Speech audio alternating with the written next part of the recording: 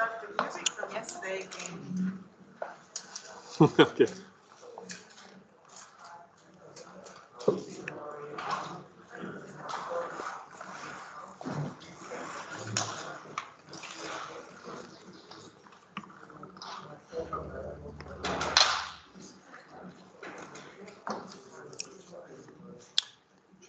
Okay, can you please all take your seats, and then we would start now. We have an online participant, and therefore we must be quite tough with the schedule. We will have some more during the afternoon. So therefore I also ask you, Marie, are you already again back? Yep. Yes, thank you. And we will also share the screen with the others. So our next presenter is Marie Doyle from University College Dublin, Ireland. She is a lecturer in forestry at University College Dublin. She specializes in forestry, adaptation of certification for Irish forests, use of decision support tools in forest management, adoption of computerized tools to support forest policy development. And of course, all those who had the opportunity to take part in last year's wonderful conference in Ireland will remember that nice time. So, Marie, please take over and give your presentation with the title Building Communication Skills into a University Forestry Degree Program. Thank you. And thanks to everybody for the great. Oh, I hear myself a little bit. Am I coming through okay? Is it clear? Yes, clear. Okay. So I'm disappointed not to be there with you in Hungary. It looks like a great event, and I have been enjoying the contributions so far. I hope mine isn't going to repeat too much on what's been said before. I'm really quite delighted to see this issue of communication being addressed in relation to forestry education, because it's something I think that has become more and more important in recent years. So I'm just going to give an introduction to what we do here in UCD in our forestry degree program. But first, I suppose, to look back a little bit, and maybe it's been touched on a little bit already.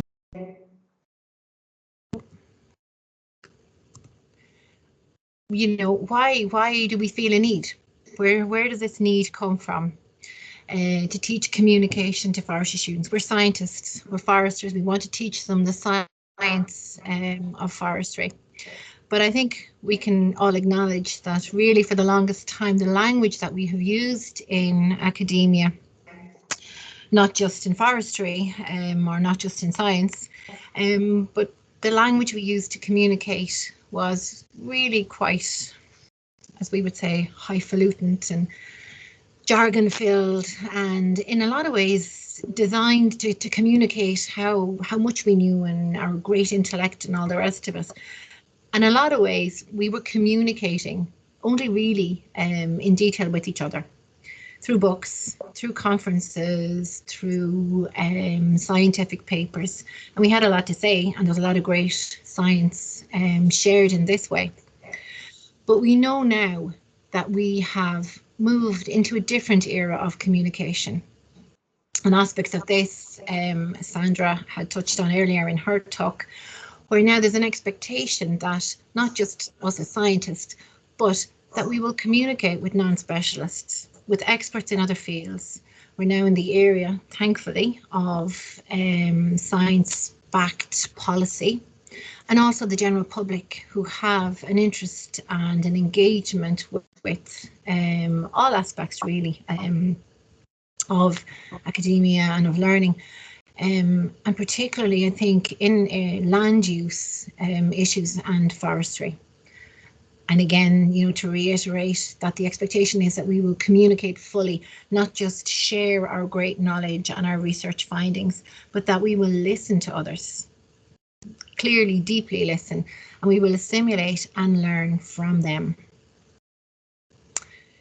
So when it comes to addressing this with our student cohort, you know, we could ask, you know, shouldn't they already know how to communicate? Shouldn't they know how to write well, how to speak, how to present, how to know how to pitch and gauge the audience that they're addressing? But really, and I think we should acknowledge that, you know, improvements have been made in this field. We can see this now in primary level education and in secondary level education, where the language of science is being introduced and taught differently than kind of general communication skills.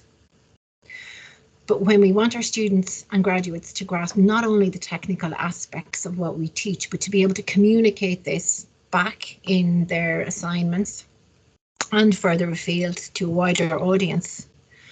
But we, you know, it's worthwhile us asking, what do we actually mean by this? Where is this communicated to the students, and where are they shown how to do it? Now, when I wrote the next piece, I kind of thought, well, maybe that's just me and I'm old and I don't learn like this. But in some ways, it seems that in this heavily dependent digital age, which I'm thankful for today, being able to participate like this. But in a lot of ways, students are now supplied with digital versions of lecture notes. There's an expectation that these notes will be provided to them. I see now in the last number of years that students, it feels like they're less engaged. They take less notes in class. They seem to be a lot more passive in their approach to learning. And this again is potentially going to have an impact on their ability to communicate. Acknowledging here that the listening piece and the holding on and the assimilation of information is a part of it. I think in forestry we have some very specific challenges, and again this has been alluded to before, where, you know, in the forestry field of things, we do face some extra challenges in this era of concern about climate change, carbon, the biodiversity crisis, where we have this long association with forestry being about production.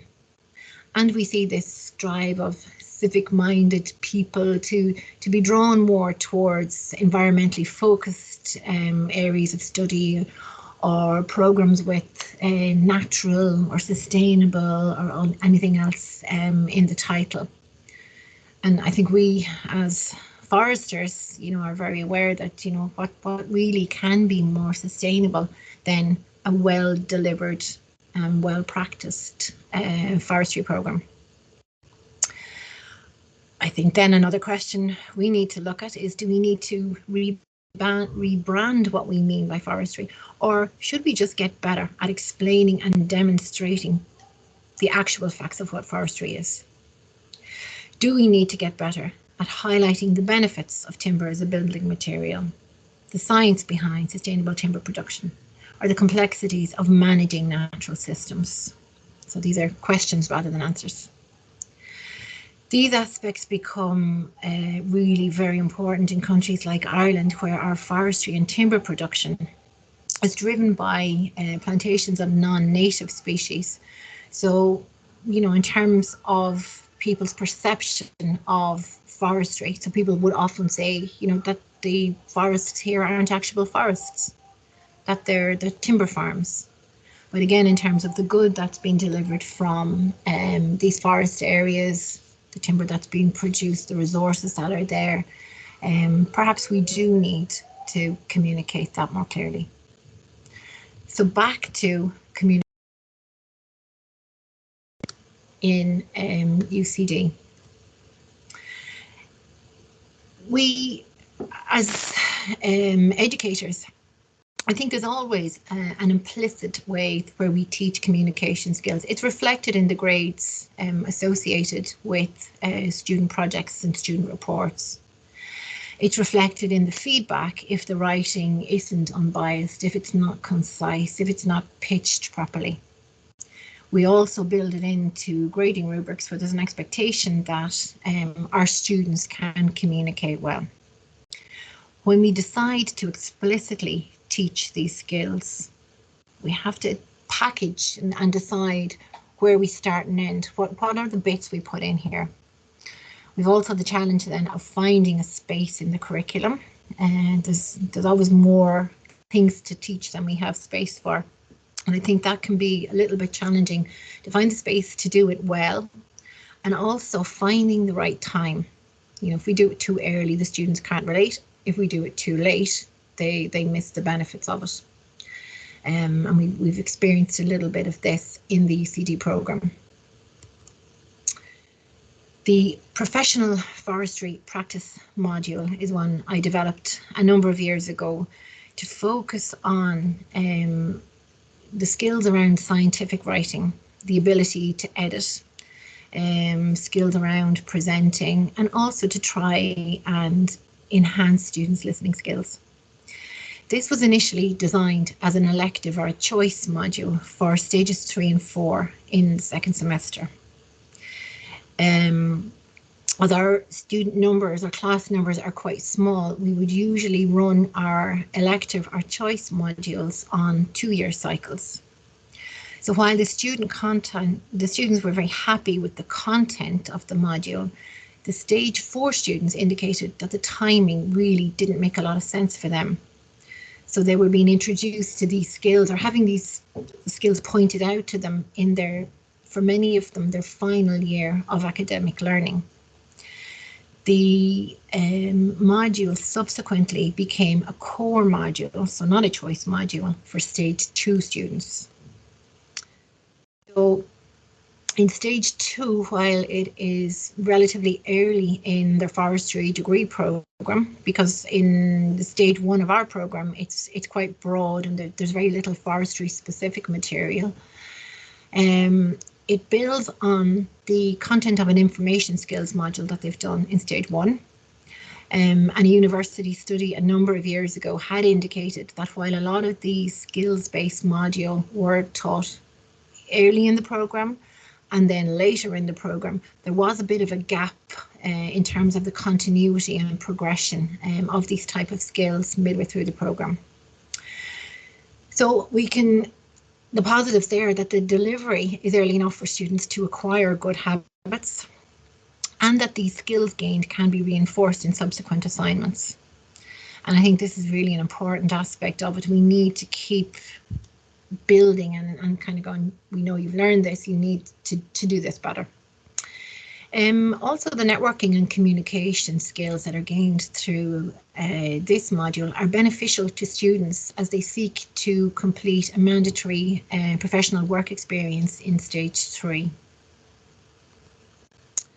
The content, the actual content then of the module is pretty standard, I'd imagine, in terms of finding and using scientific information, an editing exercise, guest speakers reports, and then organising a seminar. So in relation to finding and using information, the students are assigned a topic and a seed article. So it's an individualised piece of work. So and again, because it's relatively early in the students' kind of forestry knowledge, some of the articles in terms of peer-reviewed journals can be a little bit technical, but they are guided through that process. So again, the idea is, you know, that here is an article, but your bit on this is to look at, for example, ash dieback, but not in any other specific way. So then they're asked to identify further articles on it, to get these into a reference management tool for our students. It's EndNote, and then to actually make an output, to write something coherent on what they've learned, and to output it, to use a variety of citation types, etc., etc.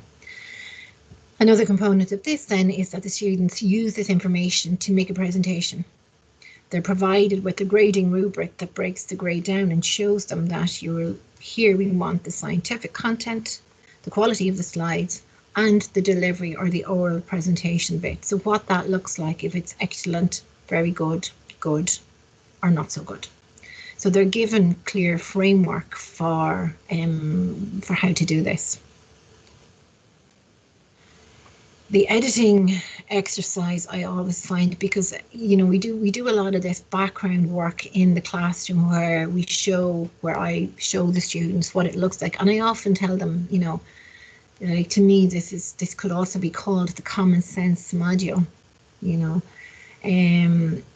So this is a document that has a lot of loose writing and typos and misplaced conventions about labeling graphs or not referencing tables in the text or this kind of thing. And students are asked to use the review function in Microsoft Word to identify any issues, to explain them and suggest corrections or alternatives. To be very honest, this is one where students very often don't pick up on that looseness in writing that we don't like to see in science, where we want them to be concise and clear and lacking verbosity. And then this is where I think feedback is really important, and that's one of the aspects of these communication type modules, that the intensity of the feedback can take a lot of time. And then to go through that bit by bit and have those discussions with the students. So it's a very useful exercise, but it's quite time consuming. The guest speakers component, where we have 5 professional foresters coming in, they make a presentation on their career with a focus on communication. So again, that they need to get things done and turn up things around on time. If they're talking to writing a report for a minister, or dealing with a member of the public, or making a presentation to a group of forest owners, and how they need to present themselves. The students then have to prepare a short written report on this. So on the actual information, but also to reflect on the communication style of the presenter and on how they perceived the information as a listener, how they assimilated the information. The students aren't given the presentation, so the students have to take notes in this one, or have to go and do some research, or perhaps even contact the speaker for some clarifications. In this particular component, the reports aren't graded individually. The students get back their report before they write the next one. So with some comments on their writing style, on their use of words, on their, if they mistake kind of in making a critique on the speaker versus, noticing how the people are speaking. The organising a public seminar is a relatively new component and wildly ambitious and time consuming and exhausting, but very worthwhile. This came from wanting to move students out of their comfort zone into the learning zone, but as we know as educators, this can be quite challenging here for students. So we're trying not to get anyone into the panic zone here, where they run away and feel like it's a very open kind of space, but to get them energized and to get them working together as a team, to get them excited about the opportunities that exist in forestry. And the idea of this came from this quote that, where nothing is sure, everything is possible. So they're not given a title. They're just told they need to go and organise a public seminar. And really the thinking was here that while I might think it's very exciting and interesting to have speakers come in, the students end up with people talking to them or at them or with them a lot of the time. And here the students were actually asked to go from the beginning and put something together. So it does take a little bit of drive at the beginning, and it's a little bit structured, and they're using things like Google Forms and Padlet and Canva and all the rest of it. But they do get really quite energized with this. So the first thing is where all of the students are asked to go off and come up with a couple of topics for a seminar that would be of interest to Irish forestry students, or foresters generally, or whatever, and then they go through a process of identifying the pros, cons, the audience, the subtopics, and then they go through a process of ranking them, identifying speakers, developing a registration process, designing flyers for the material or for the seminar, managing the registration, and chairing the event. Again, the grade for this component is based on the level of engagement that the students participate and how much and how active they are, and the self-reflection report. So it's about the effort and not necessarily the result, not how many people actually registered to turn up. And the events held to date have been really very good on this. So some of the feedback from the students there, you know, the initial thoughts when I'd heard we had to do this was dread and anxiety, and I think that's fair enough. And I meant to actually copy only notice this morning, this same student, you know, at the end of it said, you know, it was a great sense of achievement. What they liked most about it was being able to communicate with fellow students, unlike in a class setting where they're just there as individual learners. Another student remarked that they'd push themselves out of their comfort zone by volunteering to contact speakers and collaborate with teammates. It's interesting then to you know, another bit of feedback was that people have much more of an interest if they're given responsibility and made part of a team. And also to hear that a project has been most engaging of all the modules in the course, as it was actually learning something applicable to life, and again about finding out of all the different aspects in forestry. The skills we're aiming for students to develop, there's a whole raft of the usual skills we would like our students to have, but I think this piece around self-reflection and self-awareness is key. Summary, delivering it early in the programme can be challenging because of lack of technical expertise the students already have. They might not see the benefits of it until they're tasked with the submission of reports and projects and essays, which would come in the next year. The burden of work on the module coordinator is quite heavy. You really need to give timely and detailed feedback for this to make sense for students. And also we need to have colleagues that are consistently reinforcing the good habits. It's interesting when we look back, and again, you know, we know this isn't a new issue, but the idea that this importance around these skills of foresters in speaking and writing and our success, and you know, is to know and to be open and to listen isn't a new issue for foresters. It's been around for a very long time, but it's great that we're revisiting the issue today. Thank you.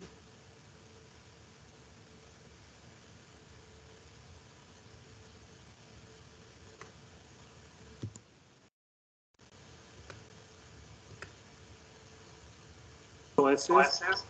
Those who want to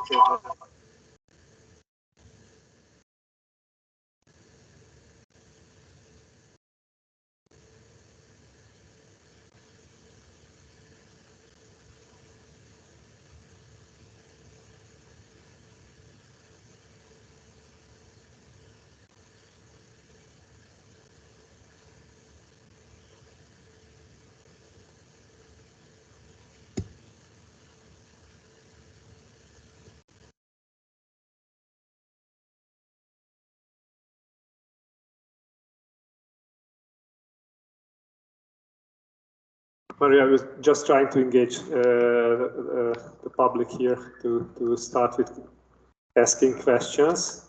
No problem. Okay. So in the mode, okay, Sandra, please, just step forward. Hello, Marie. I've just one question. What topics do the students pick when they have to provide a program? For the seminar? Yeah. the various issues they've come up with over the years are, so the two that I've picked, because the students then in the end we narrow it down to 3 and then they have to vote and pick. But the kind of issues that have come up, one was agroforestry, and that had an attendance of about 85 members of the public and forest owners. And another one was we have a crisis in the licensing issue in Ireland over the last number of years. So that was another one. And another aspects like forestry as a career, you know, the changes in forestry, and I suppose the variety of jobs, like what does it mean to be a professional forester in Ireland today, and looking at forest policy.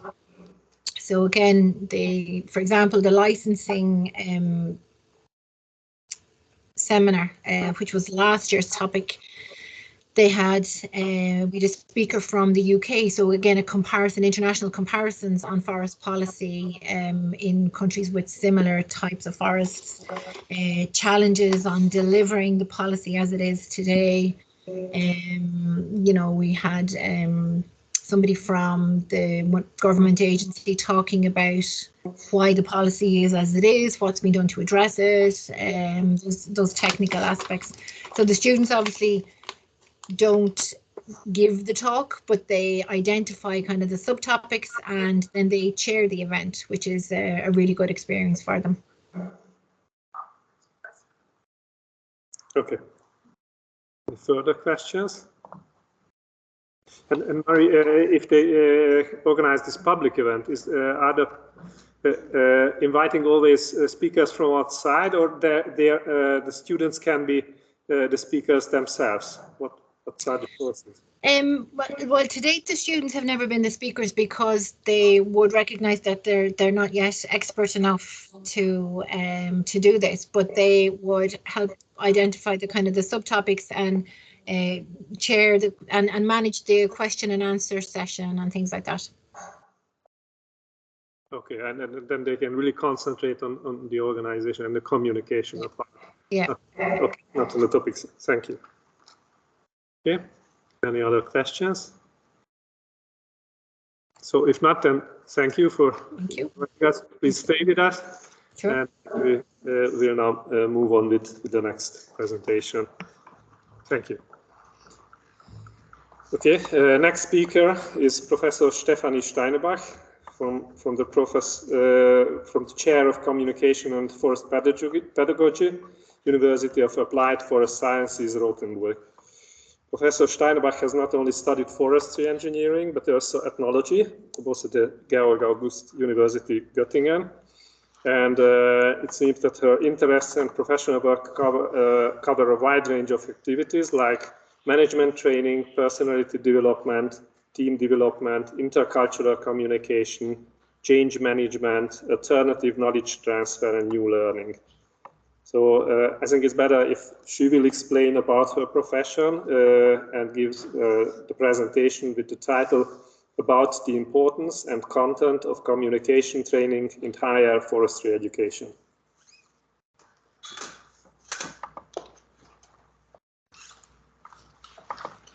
Yeah. If you like, can you please present it? And we make it. Okay. Yeah. Okay, that's it. That's okay. Yeah. Okay, then is it clear now? Yeah.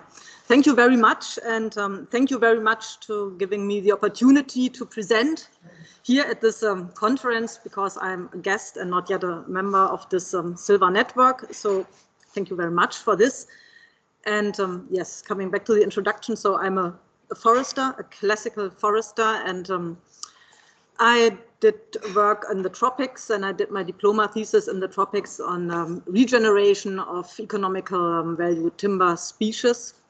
And when I was there, I very quickly learned that there are a lot of conflicts about forest and forest use. And then I decided, okay, you're a forester, I can talk to trees. That's great, but it's even more important to talk to the people that make decisions about how to use the forest and how to perceive it. And therefore I studied cultural anthropology, and I took a PhD in the field of conflict management, society and forest use. And then I thought, okay, I can talk to the trees, I can talk to the people, and now bring it together. And that is why I have a master in communication and conflict management training, and that is where you found this specific topic. So it's not that weird as it sounds. It all makes sense in the end, at least to me.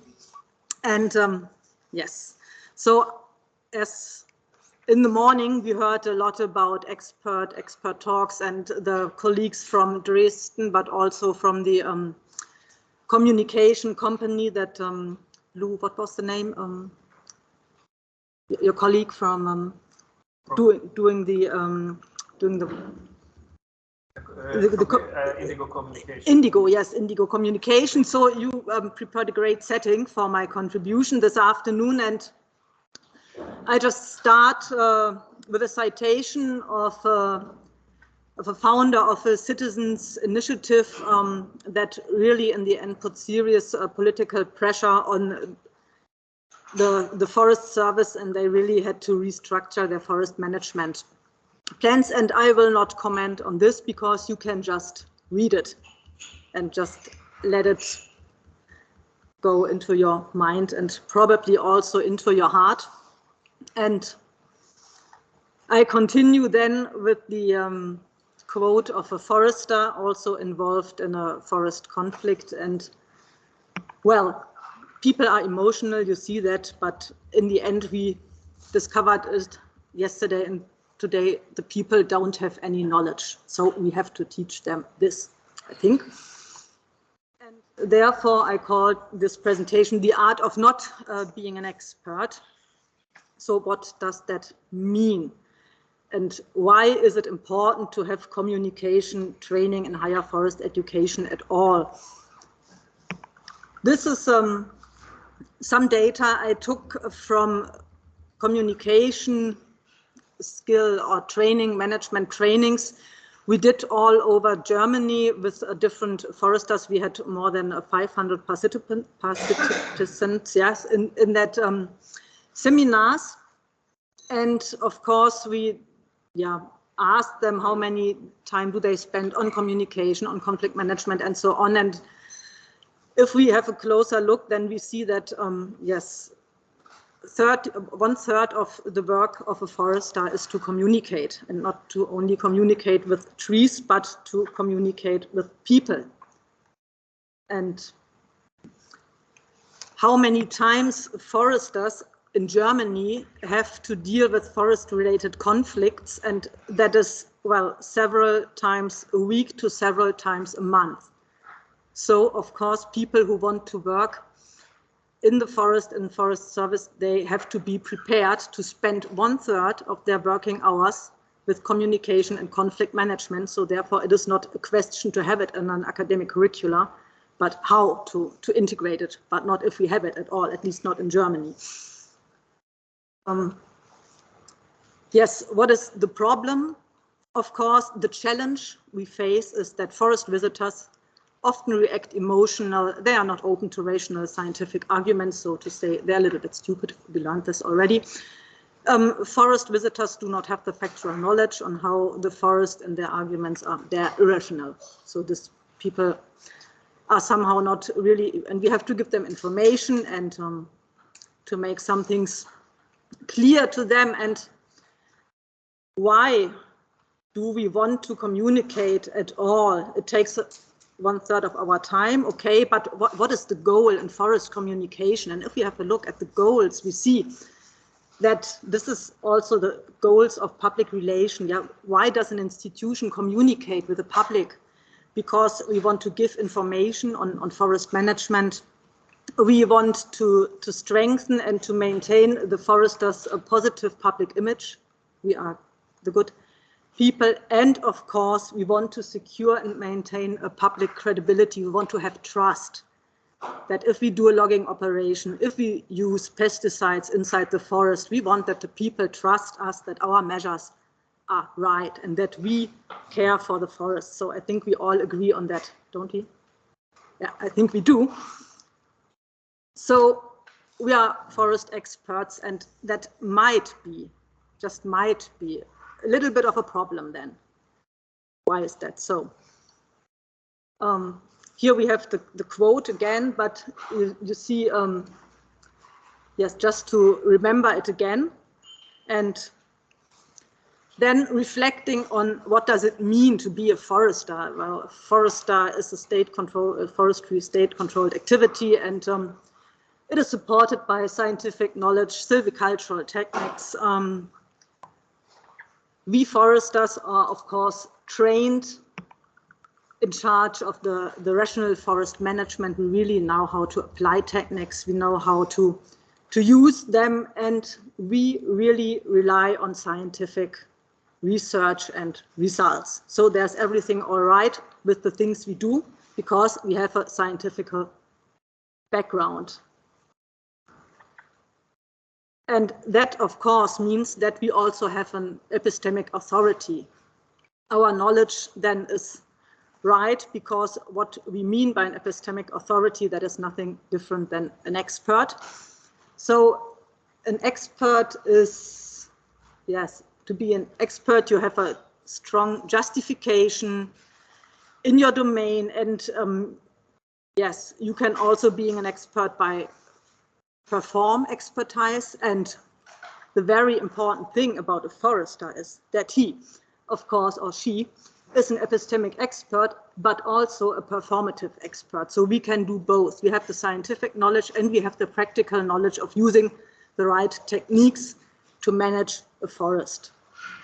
And well, since then, forestry science and practice, they are closely related, at least in the German tradition, and I think that is true for all over Europe.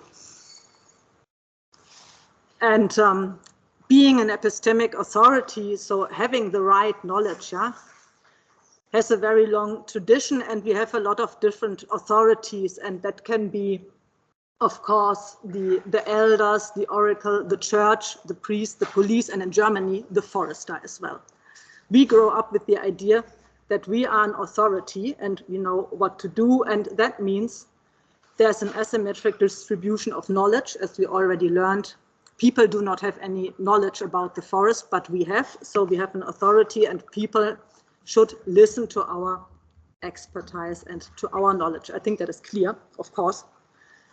And well, we can see that also from quotes. These are parts of interviews when we talked about people criticizing logging operation or forest management operations, and the foresters said, well, I do not tell the carpenter how to build his furniture, so it means I have no idea, so the people have no idea, but I do the right thing.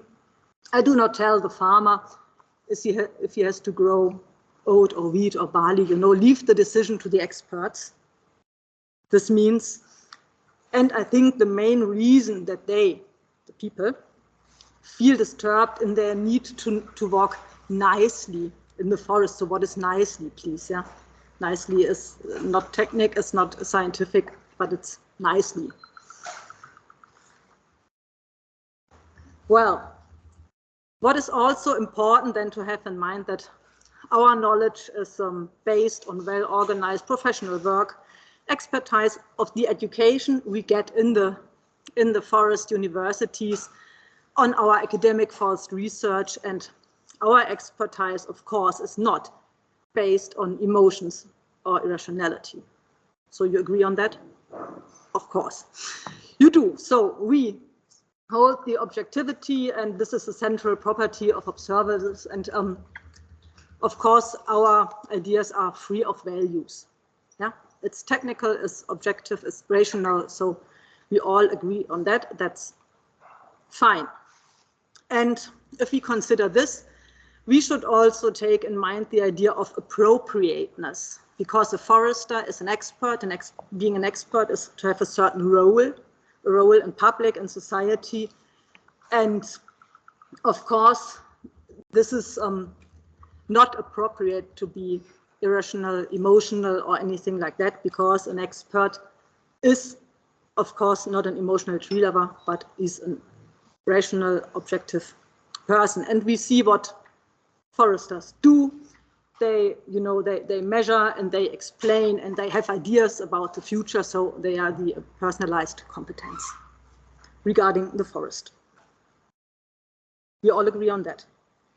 Yeah, I see we do. So, what happens if we communicate with non-experts, this emotional, irrational mass outside? Well, that is really a challenge, because you see what they do, they are emotional, and you see what we do, yeah, we measure and we have it all under control. Yes, and here again we see this quote from a member of a citizen initiative, and she said, well, these beech trees, they were my favorite place, and they were so old, and probably there's some respect in this quote, and yes, 240 years, yeah, that is impressive. So there is something happening in that person.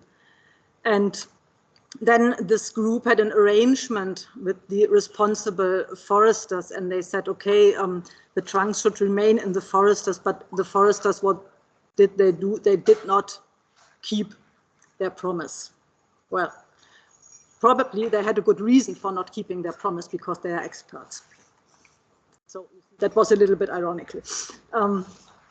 If we look at communication, and that is where my communication background comes into this contribution, I think most of you know, probably all of you know this model. It's a very common model in communication. That is the so-called iceberg model of communication, and it has different origins. It is said that Sigmund Freud was one of the founders of this idea, but also Paul Watzlawick, who is more in communication, claims to have this adopted on communication processes. So we can, yeah, just go more into detail on that, but not in this point.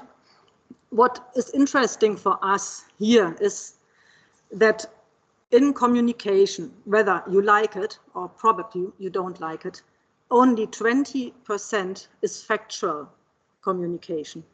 But 80% of communication happens on the relationship level. That is also the emotional level. And if we, well, just reflect that expert talk is really factual, not emotional, and value-free, well, it's only up to 20% in our communication. So that might be a little bit tricky if we want to really reach our addressees in communication. What makes up for the other 80% for the relationship level? That are things like needs and goals and values, emotions. And yeah, I just blocked this for a moment because I want to reflect back to this morning session when we heard about the conflict in Dresden, and I really, really liked your contribution, because what happened there is that the people, they had a need for security. People were afraid, yeah, and if you are afraid, being afraid is an emotion. But this emotion makes up for 80% in your relationship with the foresters.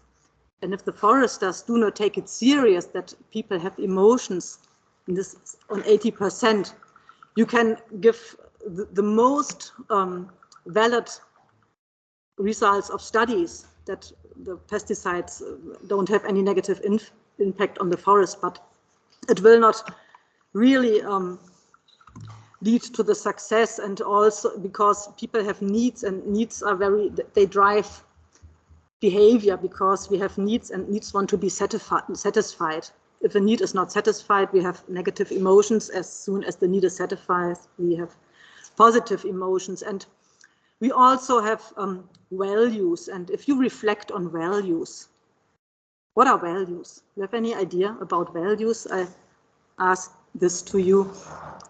Who has an idea about values? There are some real common values which are not challenged by anyone. Yes, there are common values, their institutional values, their personal values. And you have an example for value. The forest itself is a value. That's what we see for everybody. Yes, that is a value. And some people, they also have values like respect or harmony, or maybe also they have trust as a value, or they have honesty as a value. So there are many, many different values. And if you just, for a very, very brief moment, reflect on your own values and how important these values are to you and how they guide your behavior. But actually, that is what values do. They are like, moral guidelines for our behavior, and we evaluate, the behavior of others by comparing it to our own value system. If we like things or not, has a lot to do with our values. And what happens then if your personal or institutional values are under attack? Probably it raises some kind of emotion in you. And yes, so the iceberg model of communication says 80% is on the relationship level of our communication, and at the same time, everybody has a different iceberg. Our perceptions and the information, the way we filter our informations are very individual. And so we also assign different meanings to the same thing we see. And this is a result also when I showed pictures to foresters and I showed the same pictures to non-foresters. And I asked, what do you see? And the non-foresters, they said, oh, this is an oak tree, the stem of an oak tree lying there, and some of the crown wood behind that. And the non-forester said, why did this happen? This is untidy. I see a dead tree. Okay. Saw. Oh, this is firewood. Then they assigned a timber price, as you. I hope I find the right. Here it's 420 euros. Yeah, they could measure it exactly, so they assigned a timber price. They categorized the tree. Oh, it's an oak tree. It's a beech tree. And of course, they argued, oh, traffic safety obligations. In German, it's Verkehrssicherungspflicht. And this is very important. So this is what foresters and non-foresters see. And very important is that here the non-foresters usually miss the economic part because they are not trained to that. They do not have all these information we get during our forest education. And that is also an important thing because we very often mix forestry science, Forstwissenschaft, with forest economics, Forstwirtschaft. Yeah? And these people are trained to do economic activities in the forest and not just to be scientifically objective. And that also leads us to the terms used in forestry. In German, we have even more weird expressions like here. This is, there's a dominant tree. This tree is suppressed in the stand. Oh, a salvage cut. We also heard about a sanitation cut. So we know a liberation cut. So, but to the non-forester, this sounds a little bit strange. In Germany, we also have Abtriebswert, Endnutzung, Kadaververjüngung, Bonität, and so on. So if you hear this as a non-forester, well, it has a certain effect on you because we saw the sender and receiver model before, and every side interprets it on their own iceberg, as you see. And well, let us have a short look on the water. Where did you all know the Titanic? So where did it collide? On the surface or beneath the surface? It collided beneath the surface, and that is where we usually collide in communication and also in conflict management, because beneath the surface there's the conflict. And no, go back. Back. Yeah. Also, one quote from Václavic: "You cannot communicate." So, if I ask a forester if this is communication, Yes, exactly. It is communication, because people see that, they do not think, oh, shit, but the machine, the harvester, we could only get the harvester or the logger this time at the year, so we had to do it today. But they see, oh, cool, this is not really respectful. This seems really as if the foresters wouldn't care for the forest. So what happens in their mind? And it leads us to, and I know this is very spooky. We are talking about emotions now, and experts are not emotional, but there is one maybe very small but hopeful message, that is, emotions are not irrational, they are chemical processes, and we are all natural scientists, and we all are very familiar with chemical processes. We have soil chemistry and so on. So if we think that emotions are just kind of soil chemistry in the head, it makes things easier for us to take them. And that is the only reason why I show you these pictures, to make it clear that emotions are also object of scientific research, and that they are rational and they can be objective and they are researched, and that these things happen. And medical research shows that there are these transmitter releases, the neurons in our brain, that react within milliparts of seconds, and we do not have any influence on them. But this happens whether we want it or not. But the good thing is we can manage it. But we have to be aware of that we have it or not, and we have to accept that these things are happening, even in experts, yeah? Even expert brain function like this. And at the root of our emotional connection is empathy. And empathy, what does it mean? It means to understand the other person. It does not mean that you have to be, what is it, einverstanden? You don't have to agree. Yeah, you do not have to agree on that, but you have to understand it. And I think for us as experts, it's not too difficult to understand that there are maybe values and that there are needs and that there are other things behind or at the lower part of the iceberg. We do not have to agree on that, but at least we can understand it. And these emotions, they shape relationships. And if we think again that in public relations is strategic management of communication. And if communication is 80% on the relationship level, it means that strategic communication is management of relationship. And if relations are based on emotions, this is management of emotions. So I think this is logical, isn't it? And it leads us to the point that all communication is emotional. And maybe if we think about expert communication and the moments we get passionate in our communication, we have that, and that is emotional as well. So also our language in forestry, as we saw a few slides before, is not value-free, and it plays a crucial role also, and that is what Sandra this morning said, we have to keep our communication simple.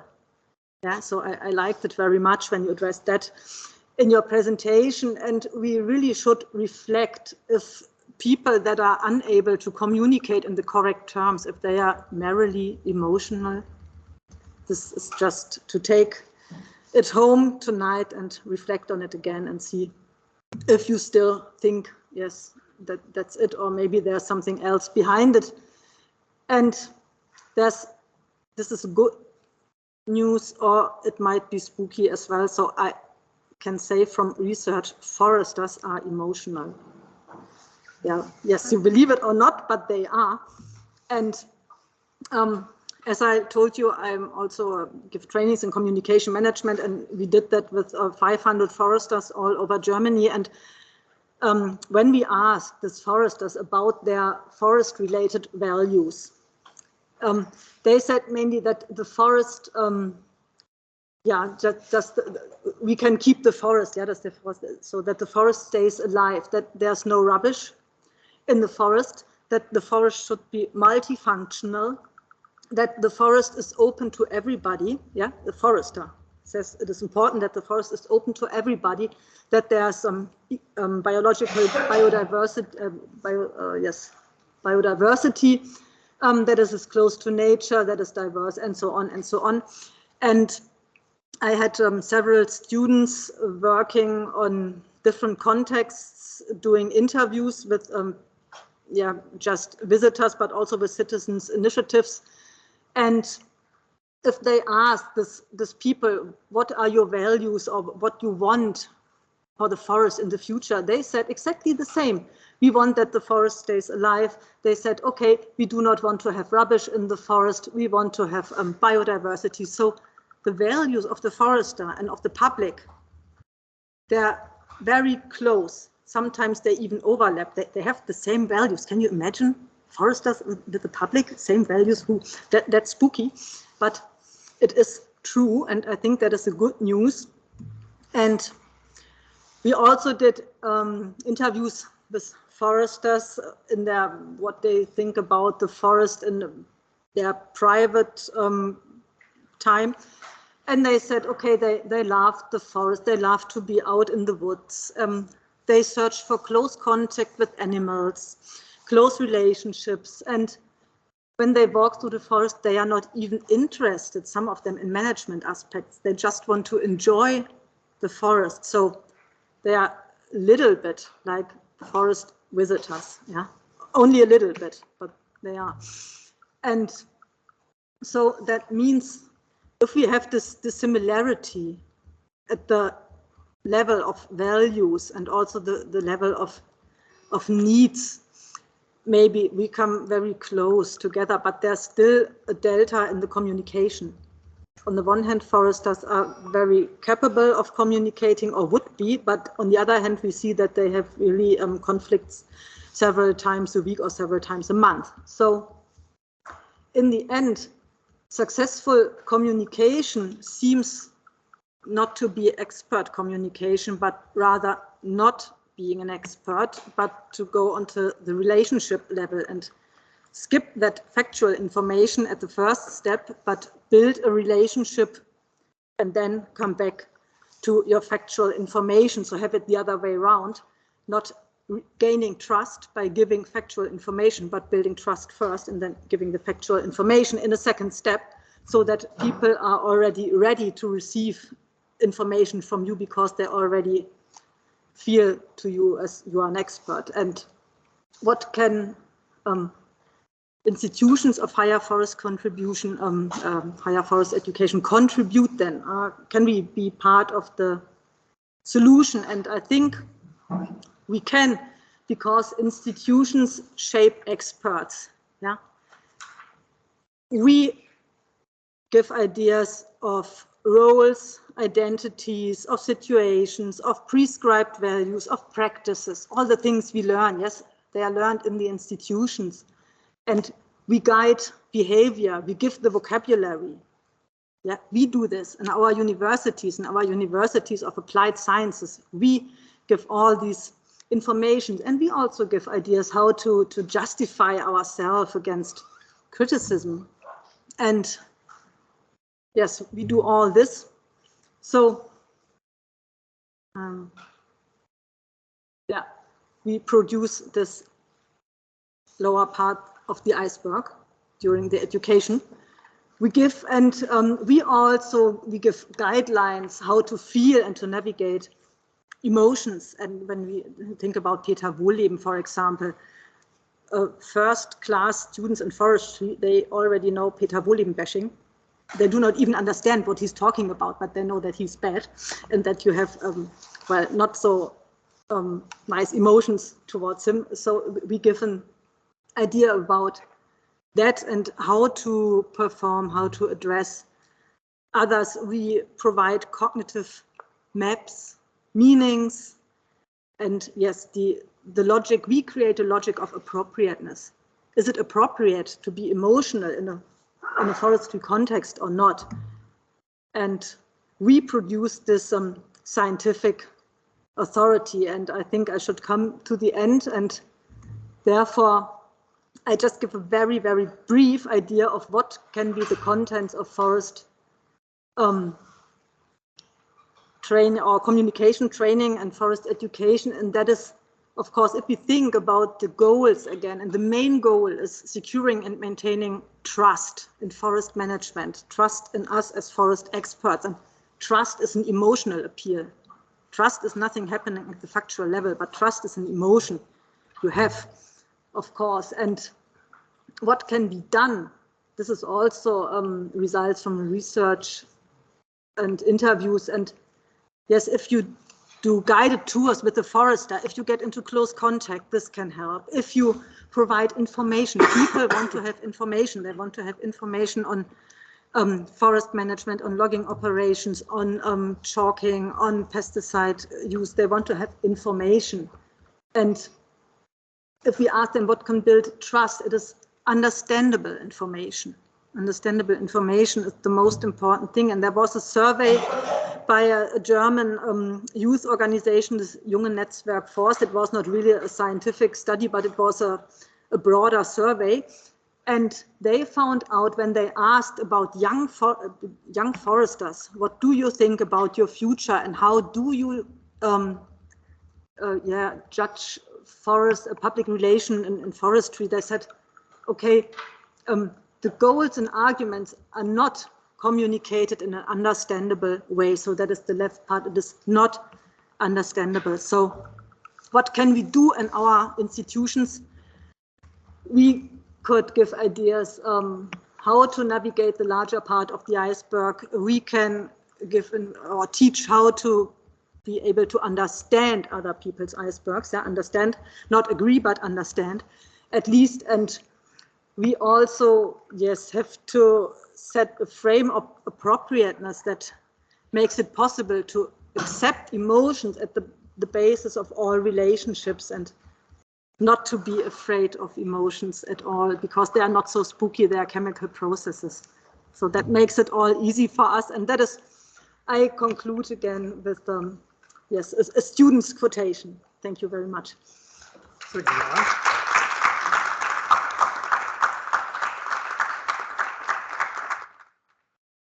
Yeah. And of course, I did not invent it all myself, so I have references. Okay, thank you. As we have exceeded the time and we have now an online participant from Kazakhstan, I would ask you to spare your questions now for possibly for the coffee break, and then we should move on because we have this outside partner. Thank you. Okay, University of Sopron is placing great emphasis on foreign relations, and in the recent years this also includes reaching out to undiscovered areas for us. That means into the direction of Asia, Africa, and even to South America. Professor Kitaj Bekova will be our next presenter from the Kazakh Agro-Technical Research University, and the title of her presentation is Sustainability of Forest Communication and Contribution for Sustainable Forestry in Kazakhstan, on the case of Saifullin University. And I hope, Professor, you are with us. Yes, I'm here. Good day, everybody, but I cannot share the screen. Ferenc, can I send you the presentation? No. I haven't. We didn't got it till now. Maybe if you would send it immediately, then we would try to load it up. But basically, there should be a possibility on so beside this red spot to your right in the upper part of the screen. There is the sharing of the. So I push to the share, but I cannot see my presentation. Okay, we did make a trial before, so we hope that this would work again.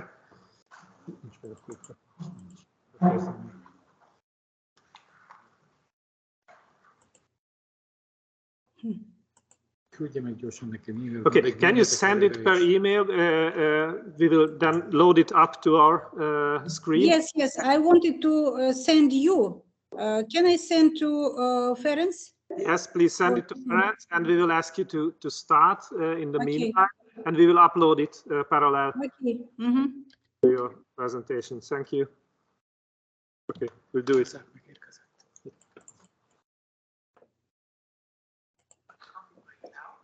Or, okay. I have sent. Just look at if we skip to the coffee break now, and we are. So,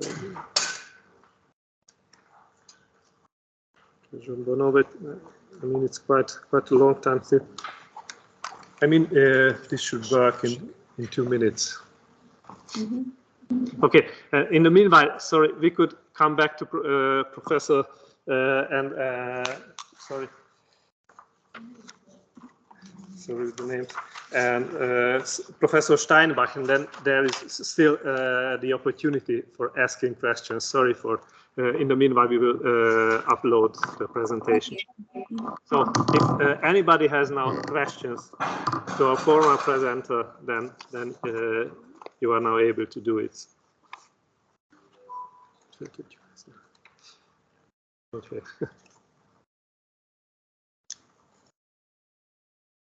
Okay. One question there.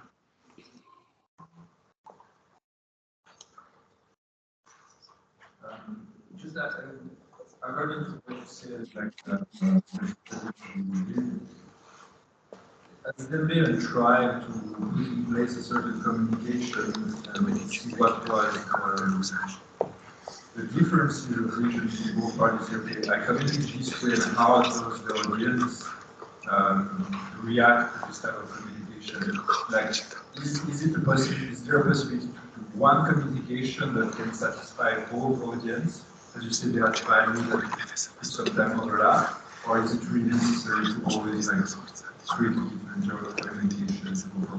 As there been a study that look at the reaction of audience depending on the communication?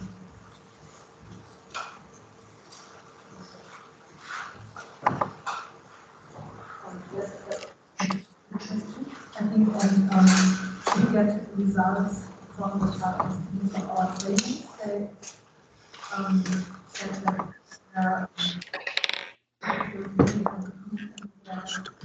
positive, but we can also rely on studies from like Sandra this morning introduced the idea of Karina, for example, and that is having a look at where is the interesting things about communication. There is not one person.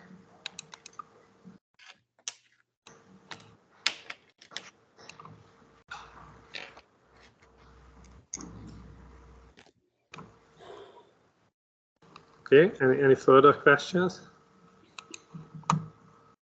And in the meanwhile, we did get your presentation, Professor.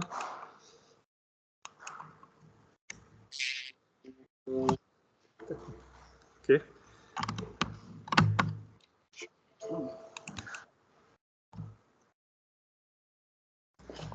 We will share the screen that you always see which slide we do have. And we will ask you, please, also to indicate each time when you have. Okay. So, dear participants of the conference, I am very glad to see everybody. I'm so sorry that I didn't listen to all presentations because I have so many classes. I have just came from classes. And I would like to welcome everybody, especially our colleagues, friends, Ferenc Lakatos from Chapron University, with whom we have started working from 2010 within European Union Tempus project, and Ferenc Fasca, Marta. So I'm very happy that I'm with you now, and thank you very much for inviting to this conference. It's very interesting. So the topic is very interesting. You know that we are doing this process, but we didn't think that it's just like as a science, that communication should be in every field. So some slides I will present. So next slide, about Kazakhstan, about university, and then I'll turn to this topic. So next slide.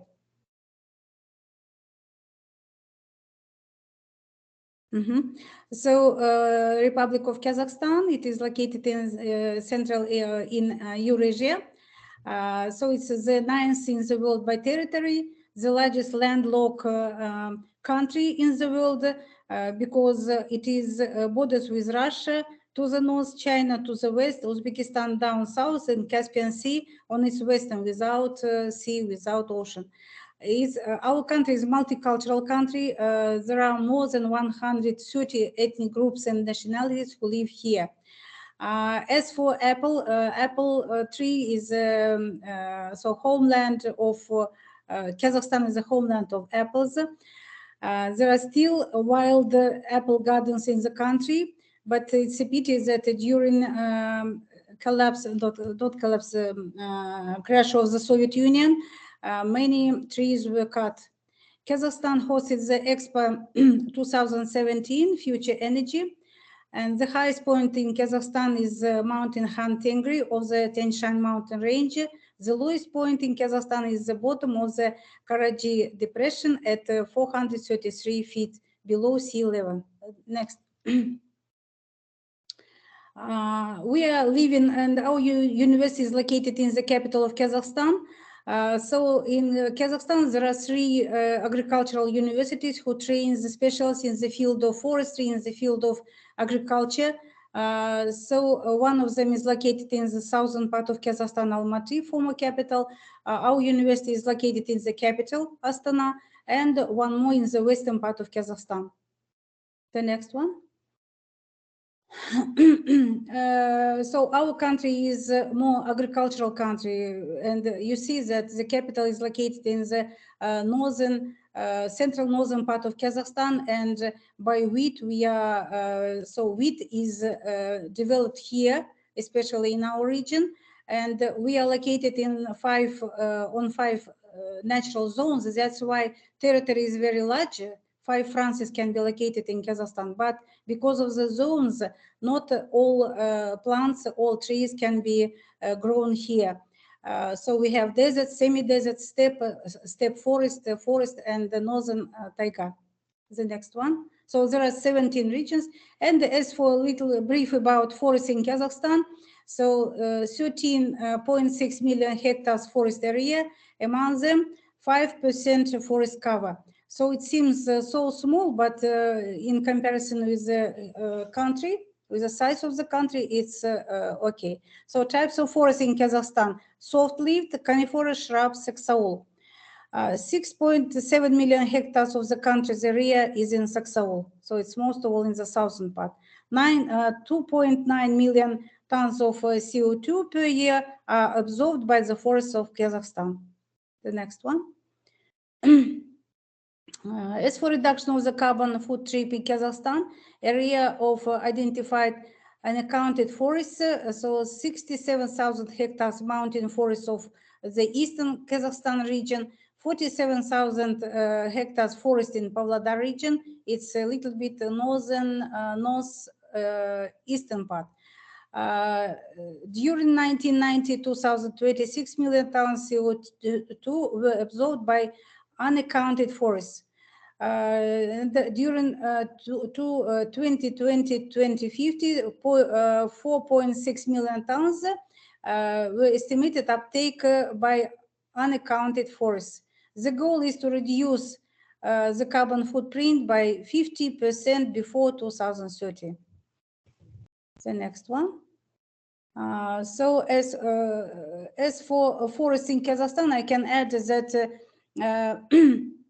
there is a very good program, Green Belt of Astana. It is planted a lot of trees around Astana because we are located on the steppe plain.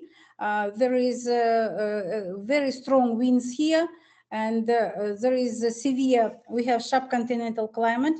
We have very severe, very cold winter, about minus 40, minus 35, and very hot summers. That's why this green belt so changes the climate of the capital.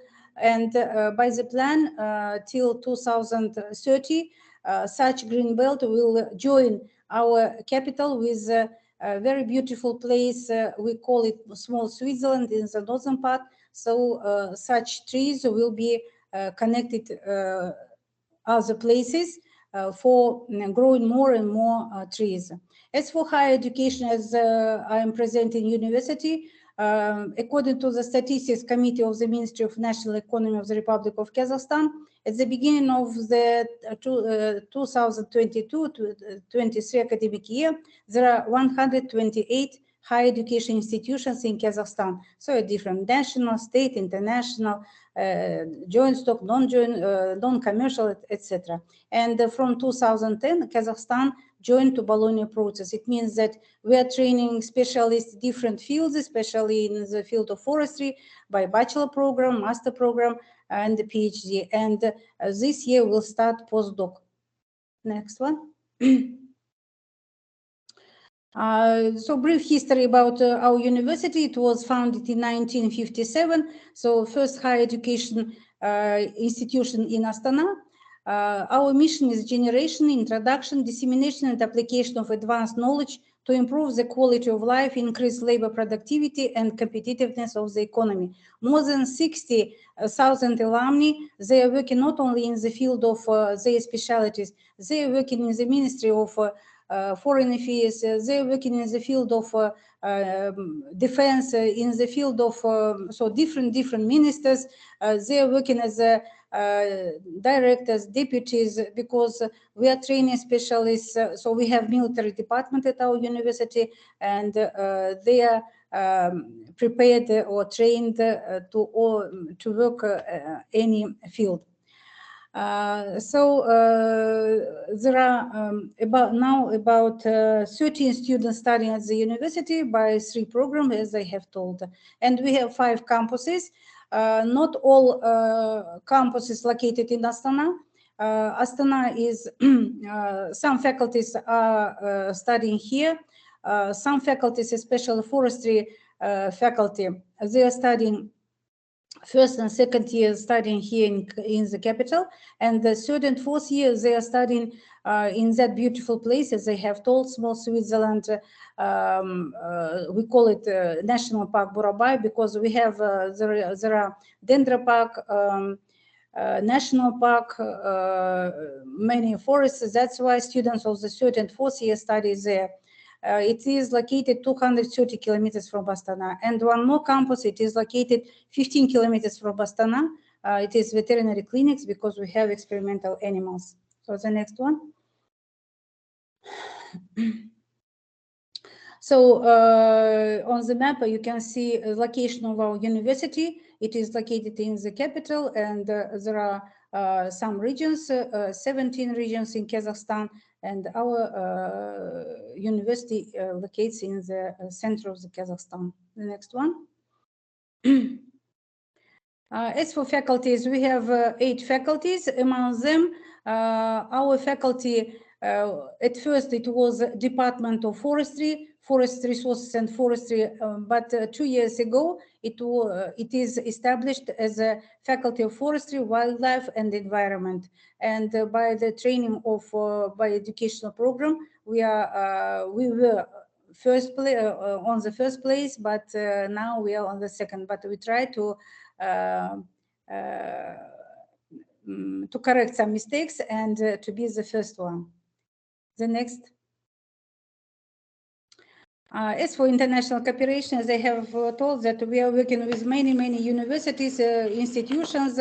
One of the Strategic partner is Chaperon University. We are working many years, and during these years we are working. We have started by Tempus project, then Erasmus Plus project. It's mobility and supervision of the doctoral candidates, improving knowledge of the staff, internship of master, doctoral student, etc. So we are very, we thank administration of Chaperon University that they welcome our students, our staff. And many universities of European Union we are working with China, with America, with Australia, many countries. Next one.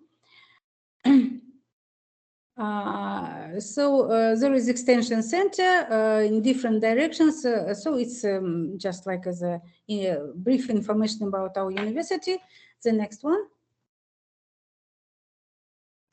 And our university, we were coming to this way about maybe 6 or 7 years. And from this year, we are transformed to the research university. We became Saken Seyfulin Kazakh Agro-Technical Research University, and all 3 agricultural universities, now we are research universities. That's it means that we are paying most of all attention to science, to master program, to PhD program, and now it was, so from 2015 it was such program, and we are continuing to work to take some new technologies, work with our partners in different fields as research, teaching, extension, etc. The next one.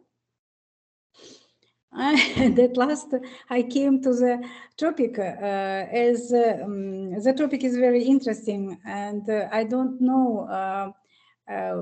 As I have listened to some presentations, as I have told, I have many classes, but some presentations I have listened to, and my presentation is more practice, what we are doing in this field. For example, our university, we are belonging to 3 ministers. It's very difficult, but it's so. Our university belongs to the ministry. We are working under the Ministry of Agriculture of the Republic of Kazakhstan. Our program as forestry, we are working with the Ministry of Ecology, Geology, and Natural Sciences of the Republic of Kazakhstan. And inside there is Forestry and Wildlife Committee. And as it is educational process, of course, we are working with the Ministry of Science and Higher Education of the Republic of Kazakhstan. And as for Ministry of Ecology, the area of state forest owners subordinate to the committee is 7,450.9 thousand hectares, of which 7,333.9 thousand hectares are specially protected natural areas with the status of the legal entity, which include 10 state nature reserves, 14 state national natural parks, 7 state nature reserves, and the committee is subordinate to State Enterprise Republican Forest Selection and Seed Center, Sandaktau Training and Production Forestry and Republican State Enterprise on the, this organization, at this organization, our students, they are passing their research, not research, the internships, research and studying internship, and Jaslaimak. And one more, a National Park Burabay belongs to the government, not all parks, but this national park belongs to the government under the President of the Republic of Kazakhstan. The next one. So as for educational programs, why I show you the educational program, because we are, before developing these educational programs, of course, we are working with stakeholders. We are working with the ministers. So that's why communication is very important. I think and I know that communication is very good between ministers, between committee, between organizations. I think it depends on the communication of the dean of the faculty, Danis Arsekova, Professor Danis Arsekova. Her students who studied at this faculty, they are working at many in many sectors of forestry, and of course they try to support each other. And for example, in developing programs in the field of forestry, we are developing landscaping and gardening program and protecting afforestation. As for protective afforestation bachelor program, we are working with France University Agro-Polytech. It means that after graduating bachelor program, students can enter to master program and they can take double diploma. So their program is very difficult because we made some analysis of the students who went to Europe by Erasmus Plus MKM program, International Credit Mobility Program, and we have seen that students have some problems because educational program in Europe and educational program in Kazakhstan a little bit differ, and for them, for our students, they need more such disciplines as mathematics, physics, such subjects. That's why it's more difficult, but we told that you will have very great chances for studying different universities. Then developed aesthetic forestry for master program, and for PhD students, sustainable management of forest resources. All of this. As for ecology, so we have 3 departments at the faculty: as forest resources, forestry, ecology, and hunting fishing departments. All of these all of these programs which are developed, of course, they were developed jointly with our stakeholders, jointly with the ministers. And what activities we are doing, it will be the next slide. Next one. So as for development of educational programs, we are working not only with these programs as protective afforestation and other programs, but with programs which were developed within European Union Erasmus Plus CBHE projects, by which developing some program, before developing some programs, we should work with stakeholders. We should know what skills, what knowledge our students, our graduates should have. And paying attention to their opinion, we are including some subjects, some courses for improving such case our educational programs. As for students production and studying internship, they are passing at parks, reservoirs, reserves, botanical gardens, large enterprises. So of course our stakeholders, they receive them, and they help our students to take needed skills for their future profession. As for delivering lectures, we invite among stakeholders people to deliver lectures at our university. Not only professors, candidates should deliver lectures, but people from production, from enterprises, they should deliver lectures too, because they are giving more practical classes. And as for state exams, we involve stakeholders to the state exams because they are more practically oriented. As for choosing topics of diploma papers, we are discussing with our stakeholders what topics are more important, what topics are not important. So we are paying attention to their opinions. As for Committee of Forestry and Wildlife, they invite our professors to make some official documents. For example, maybe you heard that this year it was a very large fire, forest fire in Kostanay region. It is northern part of Kazakhstan, and our professors were invited to make some to study this place, to know the reasons, and they gave some recommendations for reforestation. As for roundtables, every year from 2014, we are organizing at our forestry campus, as I have told, which is located 230 kilometers from Astana. We are organizing international summer school every year except 2020. Every year we organize such international school. This year it will be 9th international school, and it is in English language. And our colleagues from our partner universities, they are delivering lecture from Warsaw University of Life Sciences, from Czech University of Life Sciences, from Turkish universities, Kastamonu University, Karadeniz Technical University, from Kyrgyzstan University, from Azerbaijan, from Russia universities.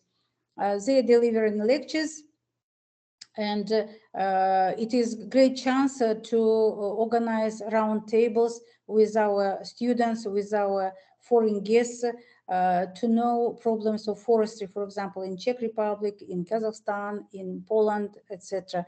And at such meetings, we can know the problems, we can know what we can do. So communication is very important in such cases. And working with these, our partners, we are making joint publications, joint research, scientific papers, books, so organize some conferences, workshops. Now we are participants of 2 more projects of Erasmus+. SESDEF, lifelong learning for sustainable development. It was implemented at our department. We developed an educational program, and it helped for ecology department to develop a master program, because they didn't have such program. And thanks to this project, we developed master program. We have established Center of Excellence for improving knowledge of stakeholders, not only stakeholders, but the workers who work in the forests, because not all of them, they have high education. They need some new technologies, they need some recommendations. That's why we are organizing such courses. And one more project is most of all for ecology, development of the circular economy in partner countries through the development and implementation of the master's program waste management. And here we also included wood waste, wood products. What can we do with the waste of wood production? The next one.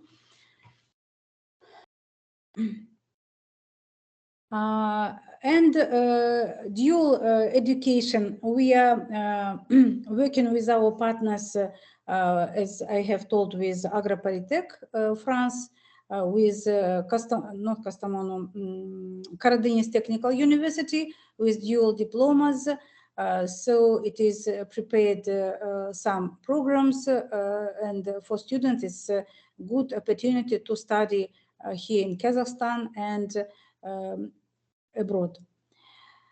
As for employment of graduates, every year it is organized alumni fair. Again, our stakeholders, our representatives from the ministry, they are invited to the university, and it's the platform, is the place where our students can find a suitable place to work, and making some interview, making some survey. It's also kind of communication, because making some, knowing some questions, we should communicate, we should know problems of these organizations. And one more moment I would like to tell about one more project, Erasmus Plus project. They learned, our doctoral students, how to make documental movies, how to make some films. For that reason, we have visited some farms, and they tried to take interview, because not everybody can communicate with their supervisors, with their with people who are working as the ministry, the committees, and such methodology is very good for communicating, for knowing their problems. And of course, when we are asking, when we are developing educational programs, we are asking from stakeholders what skills, what knowledge do they need. They wrote that they told that they need many skills, as to be more communicative, to be ready to work at any time, because working in the forestry, it means not working till 6 o'clock, but so if they need, they should work suitable time. As for language, to people who are working in the national parks, they're working with in the field of ecological tourism, agrotourism. So they should know languages too. That's why we have organized at the faculty a professional English speaking club, Green Future, where students can discuss some problems in the field of green economy, green skills, green job, etc. Practice-oriented orientation of the educational programs and expansion of practice basis, it's very important, because of this, it depends the quality training of our future specialists. I think that's all. The next slide. So some pictures. Working with stakeholders, meeting with them, and one more. Or is it the last? So I think it's not that presentation I have sent. I had another presentation, so sorry. Thank you very much. If you have any questions, please, you're welcome.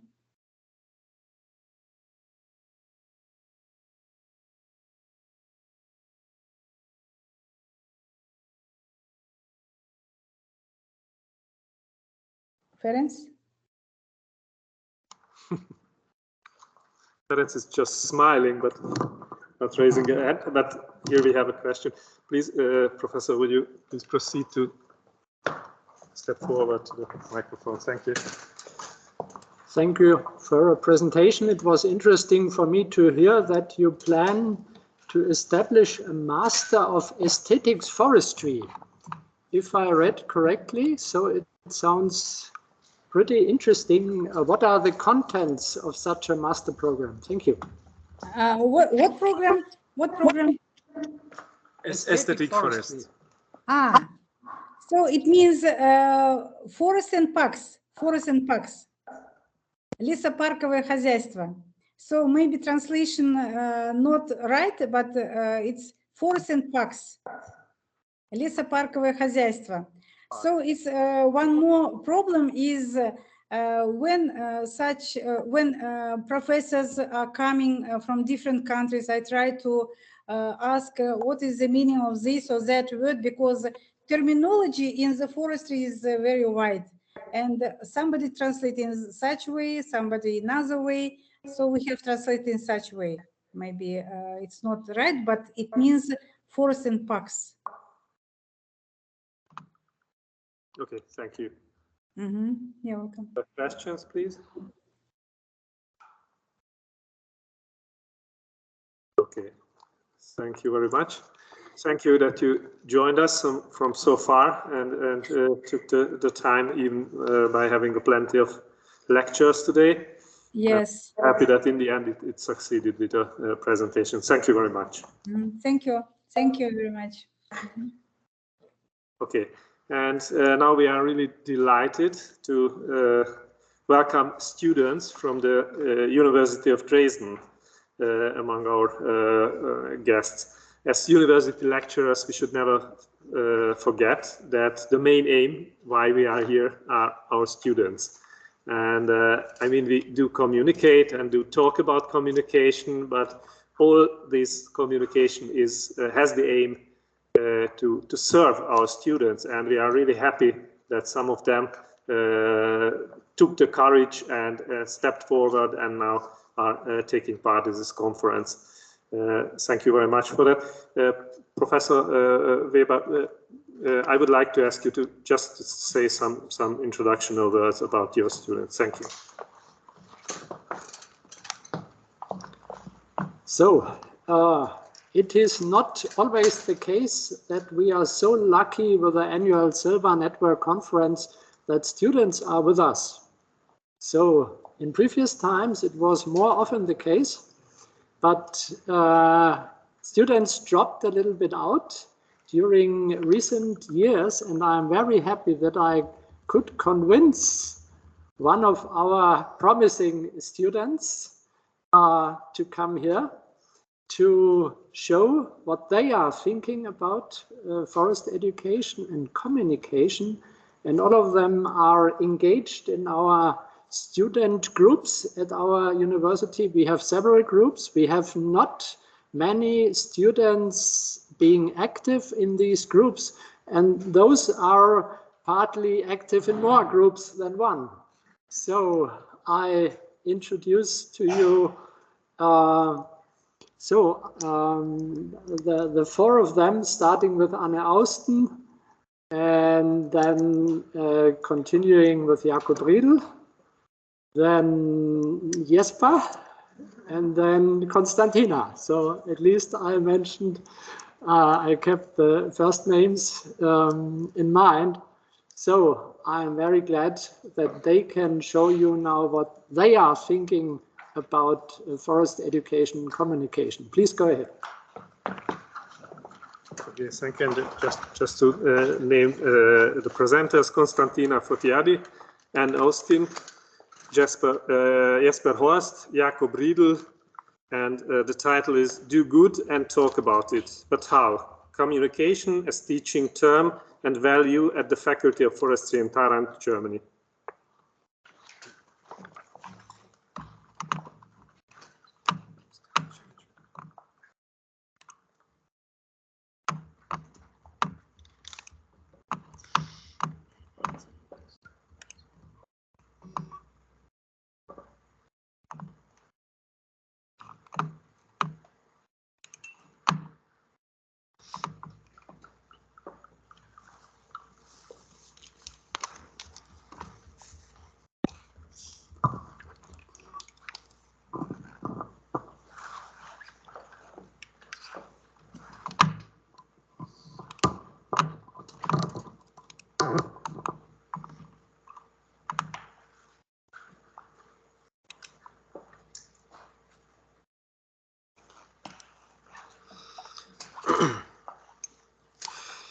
A warm welcome and many thanks for your invitation. We are very happy to be here today. But where do we come from? Who are we? And what do we actually have to do with the topic? We would like to tell you more about do good and talk about it, but how, in the next 20 minutes. Let us start with the first point. Where do we actually come from? Let's take a little trip into the orbits of our Earth. And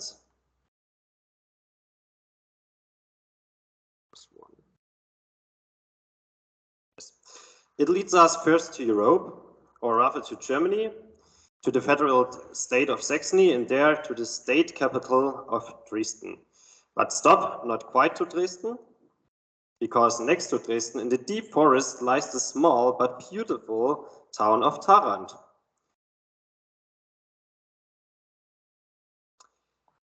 The cradle of sustainability, our place of study. Us, who is that? We are Anne, Jesper, Konstantina, and me, Jacob. Students of the Dresden University of Technology at the Department of Forest Sciences in Tharandt.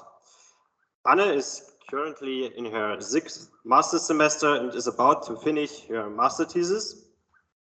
She was the chairperson of the student council for a long time and is active in various student groups. More about the student groups later. Jesper is in his 6th bachelor semester and is actively involved in the Heinrich Cotta Club as an important non-university meeting place for us students. There he was also responsible for the public relations. Konstantina is currently in her 4th bachelor semester and is the 2nd speaker of the Students' Council and thus the political representative of students internally and externally. And I, Jacob, am currently in my 6th bachelor semester and I'm the 1st speaker of the Forestry Student Council and active in various other student groups.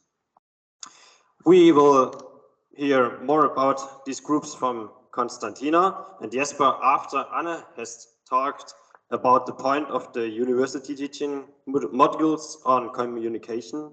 Konstantina will report on the internal communication of our students on campus and Jesper on the external communication. I will then say something at the end about the importance of communication and what good can come out of it.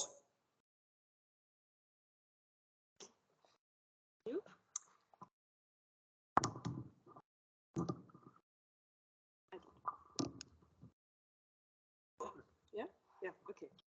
So as in my role as a double agent, I'm happy to not only give you a short overview to the course programs of our university forestry, but also the students' perspective on this. So by give you a short overview of the course programs, I invite you to mentally check your own course programs and the communicational aspects in them. So first of all, we have the bachelor course for forest sciences. And here you see all the subjects we have. These are 50. And out of the 50 subjects, there are just 2 of them, which are especially concentrated on the subject of communication, especially the one subject called environmental communication and the other one called social competence. In the first one, you have the opportunity to obtain your forest pedagogic certificate if you want to, but both of these subjects are not mandatory. In the master course program, you have 39 subjects, and also 2 of them, which are not mandatory, are especially concentrated on communicational aspects. One is named communication and the other one is named marketing. In the course of wood science and technology, master's course, also there are just 1 subject out of them, which is called marketing. And in the tropical forestry course, you have also 1 subject, which is called communication and even crisis communication. This is the only one which is not, which is mandatory. So I think you see a pattern. It is still possible for students to graduate in forest sciences or in forestry and to engage in a forest profession later on in their lives without really getting an education or intense training in their communicational skills. At the same time, you just now know how many communication skills you need to have. So that's maybe why the stereotype of the lonely forester who doesn't want to have to do with the other people out there is still available. Maybe you still say, okay, but there's really not enough space in our curricular program. Fair enough, but while we don't have to learn how to talk about what we do in the forest, others already do talk about it, because it's such an interesting topic for everybody in the public. And in fact, reportings like this were the reason I started studying forestry. But if we don't talk about what we do, there will always be other who do it. So I think all of you know this person, especially all of the Germans. This is Peter Wohleben, already mentioned before by Stefanie. And whilst they call them the Germans forest whisperer, I prefer to call him the German Pope of Forest Public Relations. That's his quite perfect profession, because he is the one who can talk about the forest and the forestry, but unfortunately for us, he is really sick of the forest management practices. So that's not a good thing. In the meanwhile, until the curricular changes hopefully will take place, we use some extracurricular opportunities to train our soft skills in communication. And by presenting you the exemplary communicational aspects of the otherwise top secret student life in Tarant, we want to reach out of you, firstly,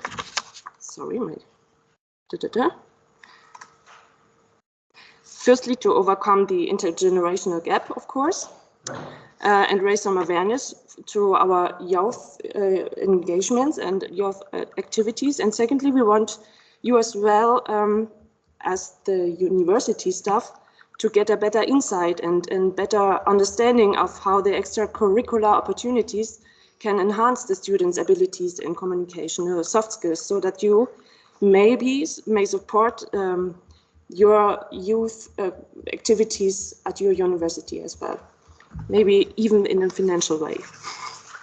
Okay.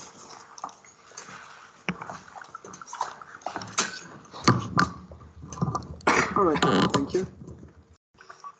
Yeah, like Jacob told you, my job today is to introduce you to our various... Wrong direction. No. So, I want to introduce you to our clubs and organizations on the Tarant campus. You've got a small overview there, but don't worry, I'm not going to talk about every one of them. Just cherry picking here. I'm going to start with the most practical one we've got. It's called the ANW, Arbeitsgemeinschaft Naturgemäße Waldwirtschaft. It's roughly translated to Working Group for Nature-Oriented Forest Management. It's a German-wide organization connecting forest students from all over Germany, of course. They are advocating economic as well as ecological management of our forests. Within that, they want to try to push an open culture of discussion, therefore creating room for discussions about alternative forest practice. We've got a local group in Tarant, of course, and they fulfill kind of two tasks. On the one hand, they are inviting our first semester students to planting trees together or to other excursions or other events. Therefore, it's the first semester's first contact to more than just conservative forest management. On the other hand, they are our practical connection to the rest of Germany, as they are a German-wide organization. All right, so I'm going to move on to our international group, like Juliet already mentioned wonderfully. It's the IFSA. It's the International Forestry Students Association. It's a worldwide organization with a local group in Tarant as well. Their mission is to enrich their members' education through international events, networking, and intercultural exchange, as you can see here. Love goes through the stomach. We all know this. That's great of them to show us the international cuisine, but moreover, they are a great contribution as they connect the international students with the German students through various events, for example, Wanderlust nights. So, for instance, you've got Nepalese students talking about ranger training, their working conditions, their struggle with climate change, the possibilities, and so on. All right, so I'm gonna move on to the mothership of all the university groups, which I am coincidentally a member of it. We love to care about the students' needs. It's our responsibility, of course. Therefore, we are representing them within university politics and culture as well. To meet their needs, we set up WhatsApp groups, for example, for easier communication between the students about lectures, homework, and so on. We set up an Instagram account to reach the students where they are actually living in, the internet, of course. Yeah, and I call ourselves the mothership because we are responsible for creating a lively life on campus. And to reach that, I guess it's kind of our duty to connect the university groups within diverse events we have on campus. For example, barbecues, summer parties, winter parties, kind of like a spring party now. But we do more than that. We are organizing a students' congress. It's called the Taranter Gespräche. I hope, yeah, there's it. There it's. Yeah, Taranter Gespräche, roughly translated to Taran Talks. We are inviting forest students from all over Germany, as well as environmental students from Saxony into our little hometown, Tarant, to discuss problems, possibilities, chances in the future that we as foresters have to struggle, kind of. The presentations, we are trying to cover 3 aspects within this Congress. They are ranging from politics for future forests to communication, as well as forestry around the world. It's going to take place in the middle of September, so it's still a work of progress, but we want to show you our trailer somewhere, later on. Ah, nice, thank you. Okay, last but not least, it's the Heinrich Cotta Club, our students club. It seems like a normal students club with weekly parties and cheap alcohol, of course. But moreover, it's like Jacob told you, it's an important meeting point for the students and the university groups. Moreover, they are regularly inviting our professors and lecturers to them into the club, so they can, as you can see the advertisement there, to introduce themselves to, or the goal of those events is to get to know them better, to get to know their work, research, as well as personality, because those are just casual evenings. You don't have the problem with authority that you normally have on campus. So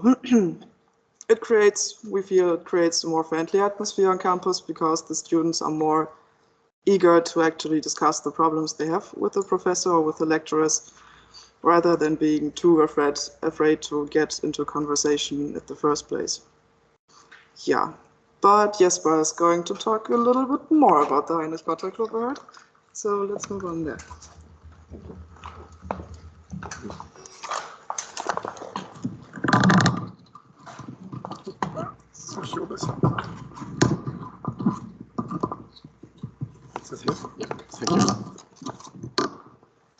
So, as mentioned before, there are different groups for the different aspects and free time activities around campus.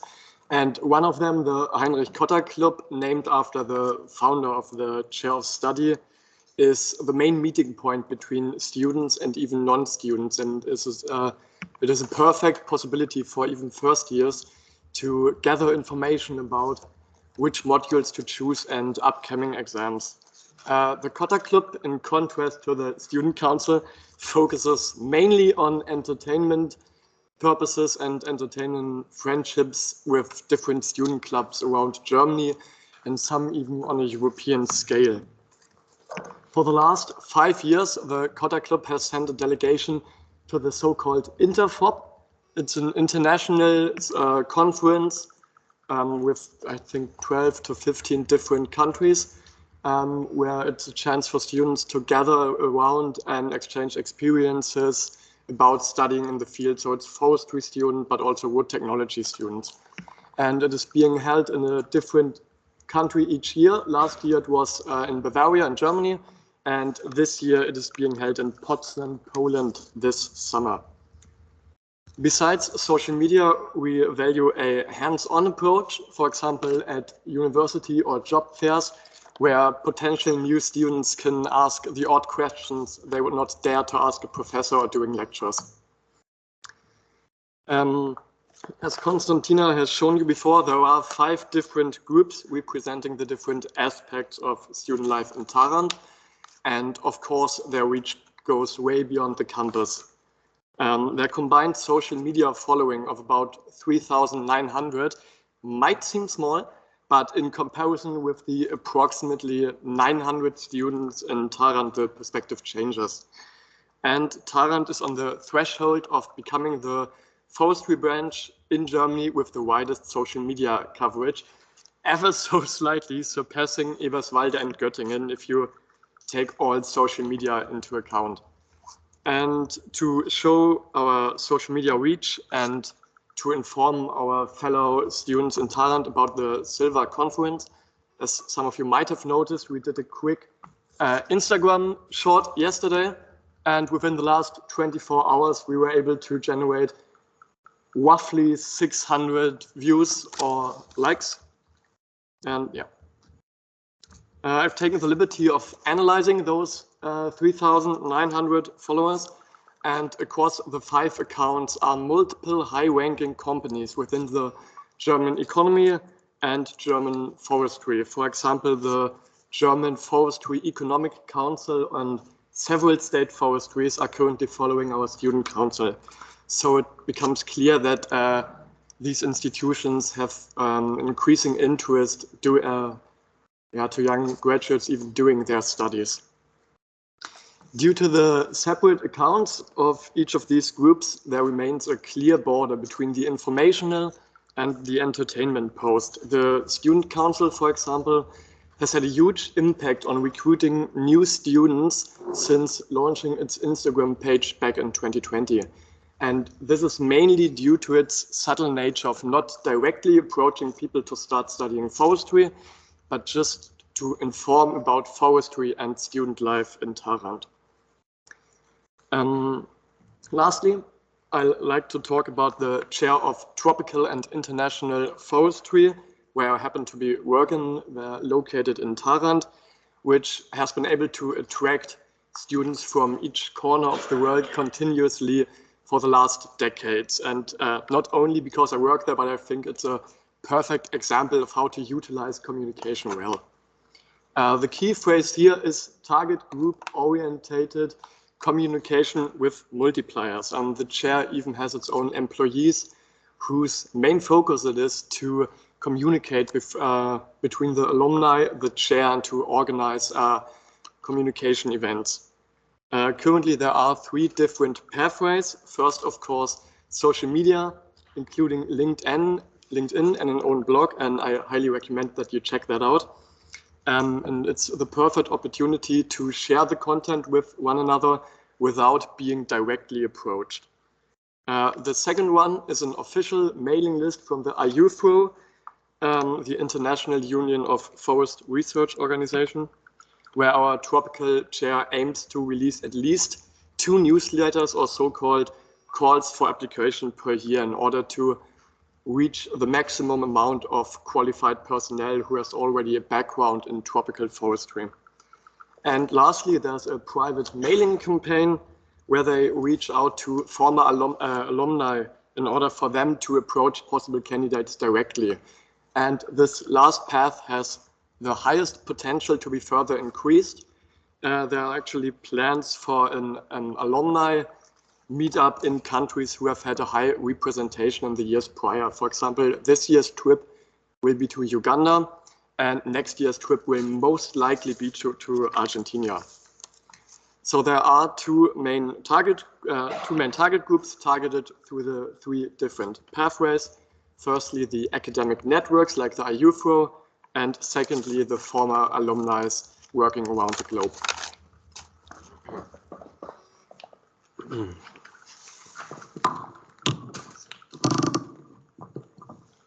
Okay, thank you, Jesper.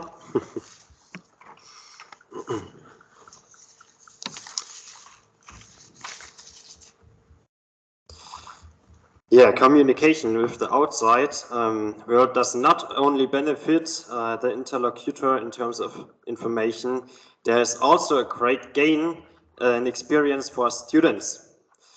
In a world where communication is more important than ever, we are, as future workers in the forestry sector, should have outstanding competences, especially in this area.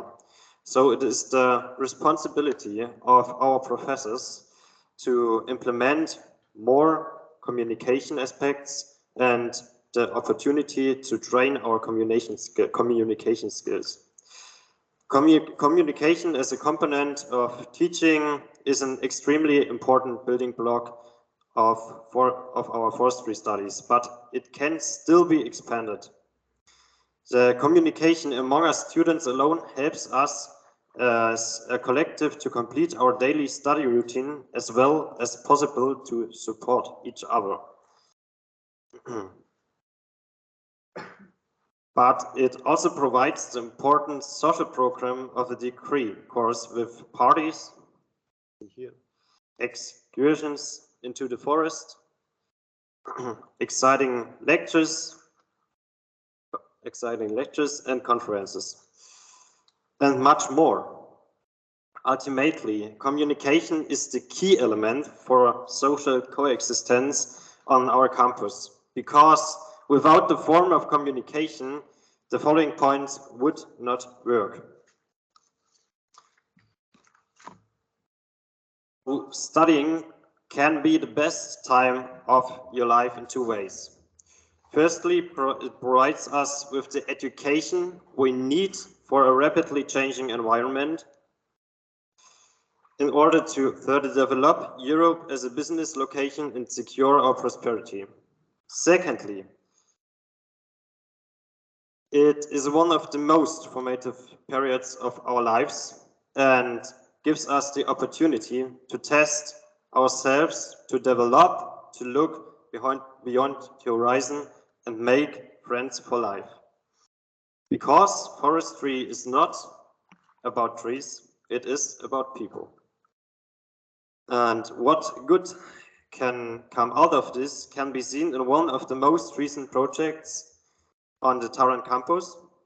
We are currently in the planning phase of a campus network project of the student university groups, which has the goal of a joint conference, the so-called Tarrant Talks oder Tarranter Gespräche, with the title Tarrant Goes Global. It can be said that such a project can only be realized through a successful communication. And finally, we would like to present a short teaser trailer of an example of successful communication.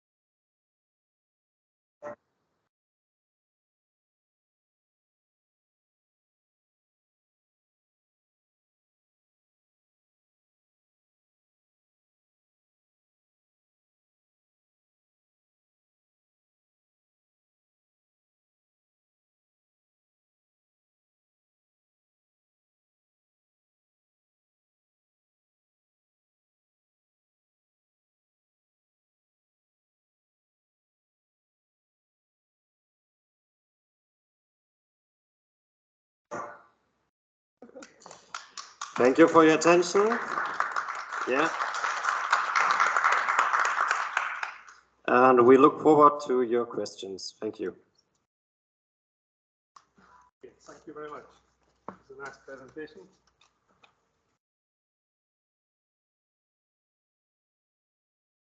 Do you want to ask?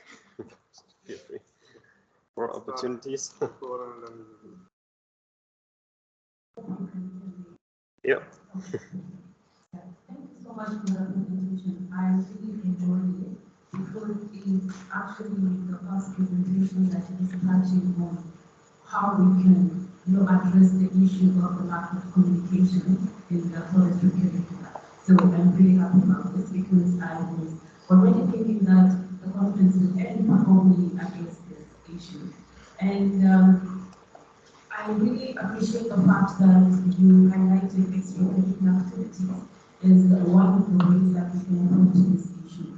So maybe if you wish, we can actually discuss how we can organize something together to address this topic. So based on your experiences and also maybe from experts from our side, we can explore what we can do and reach out to young people who are not privileged to attend this conference. And then the other thing I wanted to say is also thanks for presenting to us the channels that we can explore as we try to improve on communication or try to be effective in communication with the sector. So I really appreciate that. Thank you. Thank you very much. Yeah. And I think it's a very interesting point to do some projects together in the future. And yeah, maybe we can, or we should talk later. Yeah, more in detail. Yeah.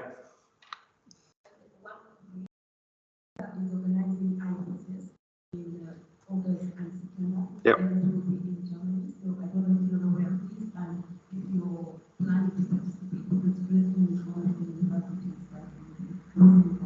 Yeah, it would be very nice. Yeah. So yeah, thank you. Okay, next minute, Professor Steinbach wants to address this question.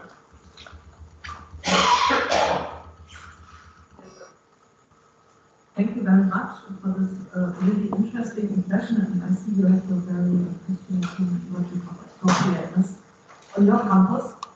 And I'm interested about the relationship between university or your university and the universities of applied sciences. Is there any dialogue? Is there any connection? And yes, would it be possible also for students of universities of applied sciences to join the current talks? And are you active in promoting this event to other than only the universities?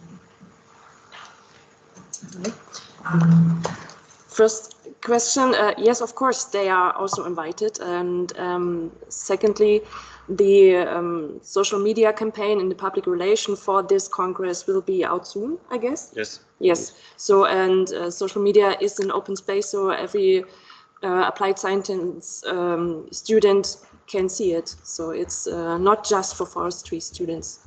Yeah. We hope they come. Yeah. Would be very, very nice. Yeah, so that's an invitation, yes. My question is that do you have any institutional control over your communication? We see the issue.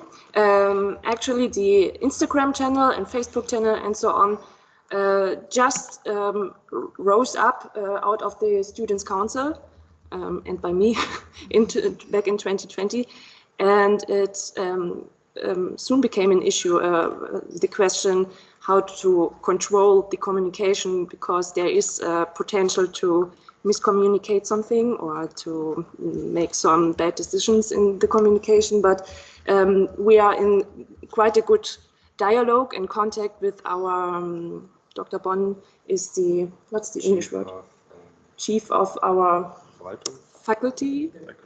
Department administration. Yes. Department administration, and I think it's the sense of the Taran campus that we are really close together with the staff and with the teacher as well, and so there is a dialogue between us, but it's just informal. So maybe to implement this in other universities which are quite bigger, you might overthink about a control instance, but also let the students still talk free about this and talk free about what they want to talk about. Yeah. I think.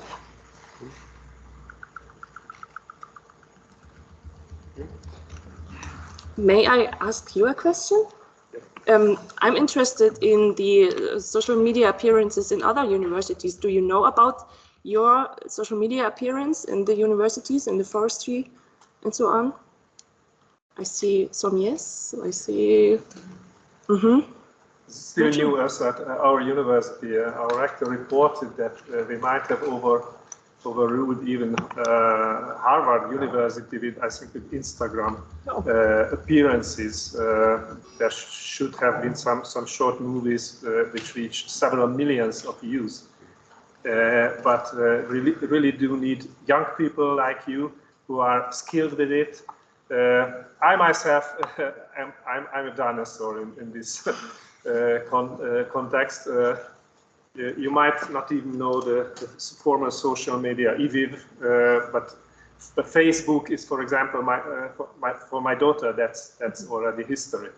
And not even with Facebook, I'm not skilled enough. I don't remember, I think I registered in 2008 or 9. I didn't use it for years. And then I got already married in 2011, and 2 years later, suddenly I had a bad feeling. Okay, there is a profile about me, but nobody sees that I'm married. Okay, and then I changed my status to married, and what I didn't know immediately. An automatic report was going all around. Valentine not married.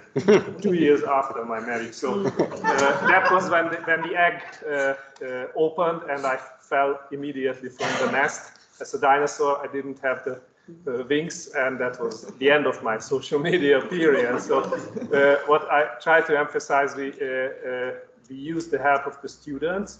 We had also this issue with students that we wanted to have control, at least in a case when they appear under the screen, under the brand of the university. But we do also try to make it a constant conversation, a constant exchange, and not that they shouldn't have the feeling that we are doing some real bad control over their activities. So I think that might answer your question, involving young people who can use all this stuff, and that will help us also to gain more visibility. Yeah.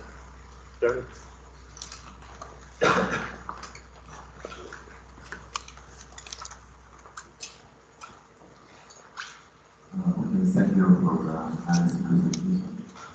I'd like to ask you about the funding, the activities. Is it self-funded, or you got some funding of the university?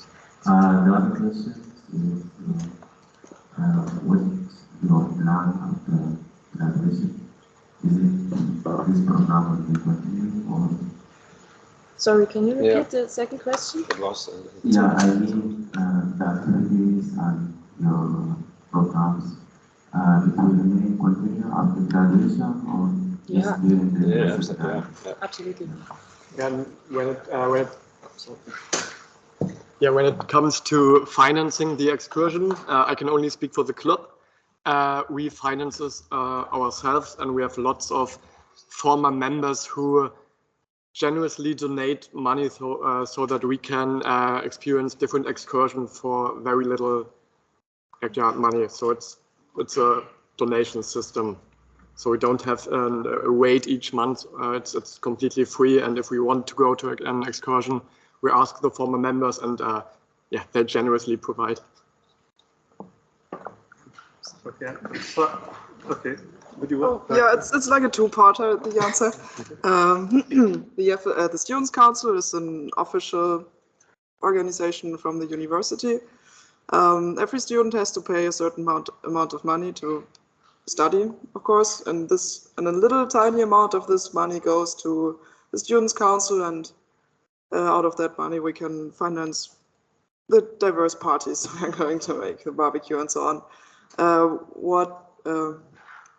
The Taranta Gespräche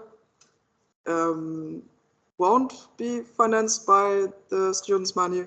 We have to search for sponsoring for that. But it's quite successful here, I heard. So it's gonna take place, of course. Yeah. All right. Okay. Thank you very much. I'm sorry to interrupt because I'm feeling your young energy is energizing all of us. So maybe we will have later the opportunity to discuss some things with our students. And now let's move to our final presentation from one of our forestry engineering students, Zsombor Kele, from our Faculty of Forestry. Our university has always been proud of its history and the traditions, which date back to to a longer history, to a history longer than 200 years now. And I think his presentation will give us an idea how these traditions support the talks, the exchange between the professors and the students. Zsombor, please take over.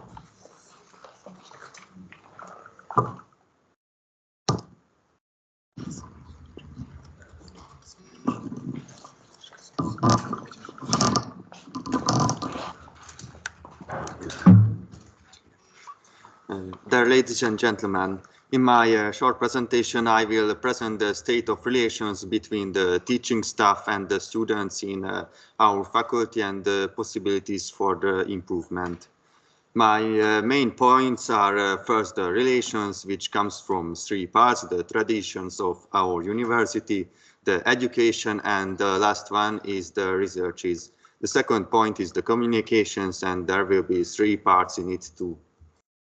There are many ways and channels of communication and relations. Some work better and some don't, but on the whole, I think we have a much closer relationship between teachers and students than most Hungarian universities.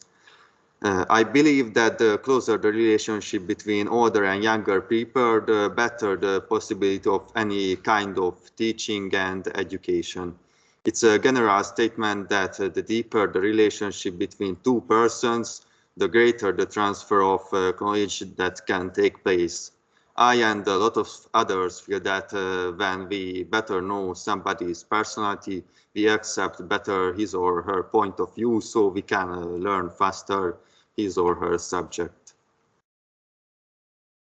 There are three reasons, possibilities for good relations, for the ease with which relations can be established. The Shalmaz tradition refers to the way in which students organize themselves with seniors, introducing the freshmen into the daily life of the university student body through various rituals and ceremonies. The Shalmaz tradition goes back to the 18th century when the Mining Institute, the predecessor of our university, was founded in 1735 in Shalmazbánya. Now it's Banská Stavnica, it's in Slovakia now. From that time onwards, the students began to develop their own forms for entertainments and clubs. These were greatly influenced by the Burschenschaft in Germany. The student body developed its own songs. This has no ground to hundreds which have been recorded to songbooks. The uniforms of the miners, metallurgists, and foresters were developed and are still in constant evolution. You see on me the Walden, it's the forester, it's the forester's one. By the end of the 19th century, student organizations had become very strong, often taking a political and public stance, but also running various self-help groups and other activities. Currently, this tradition takes the following form. First year pupils have to take part in a so-called Duke Week. In Hungarian, it's the Balakit, before the university, before they comes to the university. During this period, they experience many difficulties and good experiences in this week, and this combination starts to forge them into a unit with great effectiveness. Then, during the first semester, they have to take part in a wide range of social events where they learn many songs, customs, and at the end of this period of education, they have to take an exam to demonstrate their knowledge of the tradition. During the remaining years at the university, we have many events linked to the tradition, which are usually joined by at least a few teachers. And this is important because they always tell stories of the old days, and their experience means great help to the older students. They have the opportunity to set a good professional and human example at these events. This can build a very strong community as a year group, and because there is a student community, it's easier for our teachers to relate to us. Because all the graduates here have been through this for decades. They act as a very, very strong link in the background between the students and the teachers on campus on the one hand, and in the profession as a whole on the other, allowing forestry to develop a very cohesive professional community compared to other professions in Hungary. As the number of students on the faculty is about 500, also divided into some disciplines, classes and practicals are usually held in small groups of 20, 30 or 40 students, so teachers can get to know many of them personally. They can give more practical experience and monitor students' progress more closely than if they were just giving lectures and revising papers. Many of our classes are specifically designed to work together, giving both parties even more extra opportunities to build relationships. It's important to participating in various research projects gives you the opportunity to develop an even more personal relationship. There are also several programs running on campus where students and researchers work and research together, and these are also quite significant opportunities to build relationships.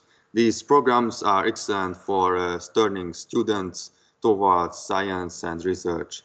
A good example of is the TDCAs, where students can present their research results every year. The term TDCA itself is an acronym for a scientific student conference in Hungary.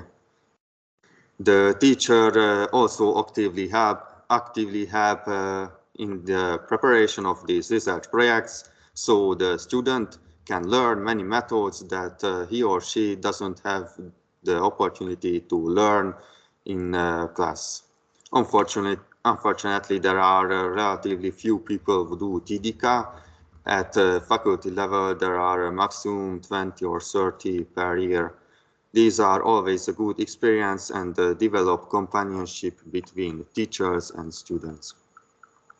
Obviously, we don't have a good relationship with all teachers. Some we think they are. Some of them, they are too strict, or we just don't like their style. Fortunately, the management is helpful in that if we feel that a teacher is not being fair and we point this out, they will sit down and talk with them. Despite this, I think it is fair to say that we can identify with most of the teachers. Yeah, and there are three main ways of communication between students and teachers. On the one hand, formal emailing through Neptune. On the other hand, information transfer through personal contacts and addressing to student councils or student governments. So, the Neptune is the common software for universities across the country where they can where the teachers can send study-related emails, students can register for courses and submit applications and find a wealth of information about courses. Students who have already have a more personal contact with their tutors, even a personal telephone number, often prefer to contact them through this channel for speed. Each teacher also has an office telephone number, many of whom can be contacted on these as well. In many places, teachers are trying to give a priority to personal communication because answering a lot of emails needs a lot of time. On the whole, there is a marked lack of formal communication in our faculty, which I think it slows down the system. Some faculties partly communicate via messenger, which can make communication much faster because many of the questions are not so important that they need to be answered by an email. We have so-called student governments at our university, and there are also faculty and university-wide student governments. They receive all the benefits for their work. Their main task is to realize or connect between the university administration, the teachers, and the leaders, and between the students, and to organize the student events. Organized events for students. Students naturally understand each other much better, so it's worthwhile for the university to outsource a lot of the work to a student organization, making it more efficient. These organizations are also responsible for awarding scholarships. As they have strong links with the student body as well as with the top management, they are particularly well placed to mediate between the two. They are able to deal with many small issues and can mediate many problems upwards. I think it's a round description to say something about the negatives. In terms of relationships, it's hard to highlight anything. It's natural that students always want more freedom according to their own principles, more opportunities, and the management is often not interested in this. They have different opinions on the subject. Because of this, there is a kind of constant disagreement, sometimes with minor flare-ups, but this is partly the role of the student councils, and the senior students tend to play their part. I think on the whole, the students and the faculty have been able to agree on all issues so far. And let me make a digression here at the end of my presentation, which is not closely related to the subject of my presentation, but it's of a particular relevance to the relationship between the two parties. Obviously, the university administration has a constant desire to have the student learn more, the student attend programs, the student organize programs, the student do research. The current student population, I think, often doesn't feel an inner drive to really put themselves into their studies. Perhaps one of the most important problems is that the management can only reach the students with with little effectiveness through emails, questionnaires, and student forums, so that students hardly go to many programs organized or invented by the university. If there is a survey or a campaign, there are also few respondents, and the various appeals often fall on deaf ears. I think it's a natural problem that something organized from the top can almost invariably only be half successful in the lower system. So I think it's essential that the student body has a stronger student government and organization capable of greater activity. There was one at the beginning of the last century.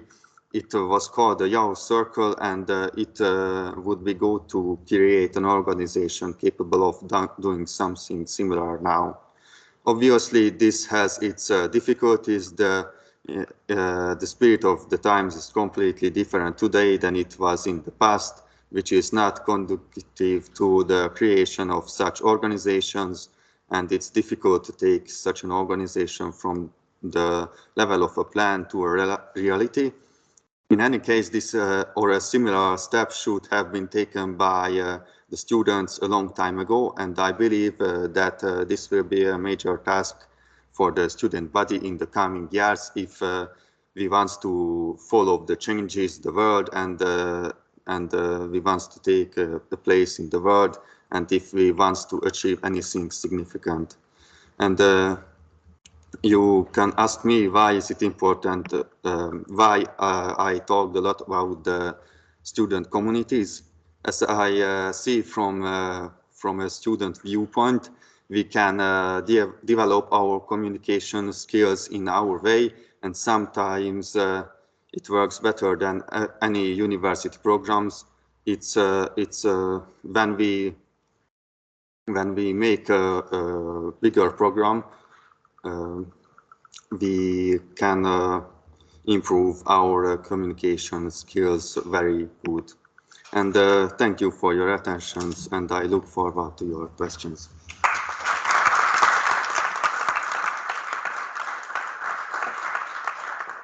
So thank you very much, and time for questions.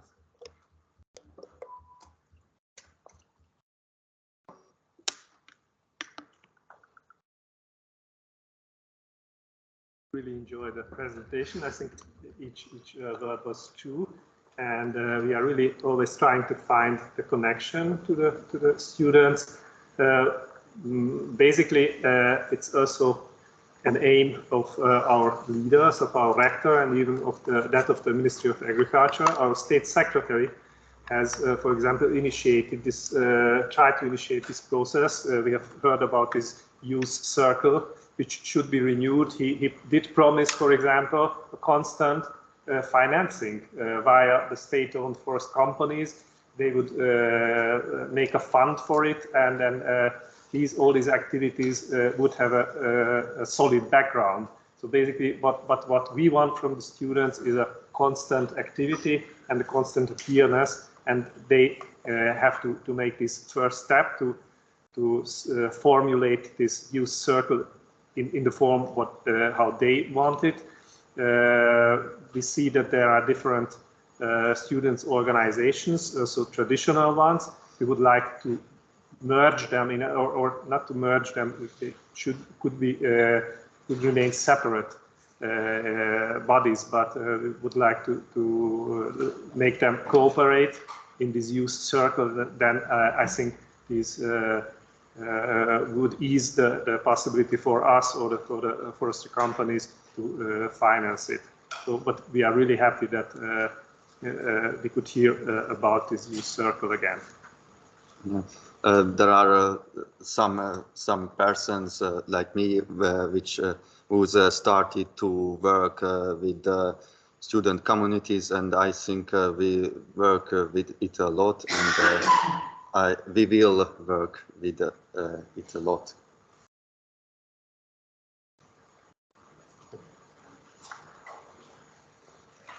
Thank you for this is only one part of that. I am a professor of forestry in Spain. I started in the 1922, more to 50 years. What do you think now about the communication between professor and student? What is working? Sorry, I can't really understand the last part of the question. In general.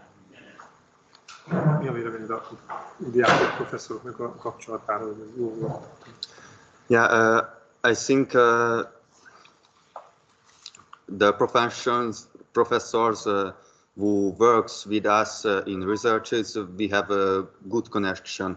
I work with colleagues Peter a lot, and I have a good connection with it. But the professors is little bit high for us, and they in our university, the professor, they just make classes for us, and mostly we just we can connect with the adjunct and the teachers who are assistant professors, associate professors. Yeah, yes. So.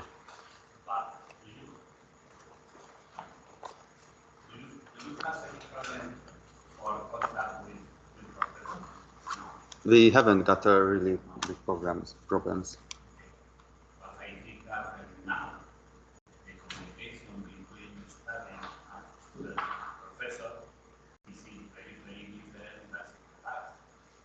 Yes. I am a senior professor, but I think that a professor here feel the same. In the past, the communication between the student and professor was very complicated. I don't know here in Hungary or in another country, but in Spain, I remember very difficult. Okay? And now I think that the relation is fantastic. It's my opinion. In my opinion, but I also walk in the opinion of the Yes, I think it is too. The communication is increasing in our university too. Then I heard how it worked in the past. Yes. Yes. Thank you. Thank you very much. So we lag a bit behind our schedule, but not too long. At first, I would like to say goodbye to our professional partners who did attend online. The following parts are internal parts for the SILVA network. So thank you very much for being with us. Köszönjük szépen, hogy itt voltatok velünk. Jó szerencsét. And now we are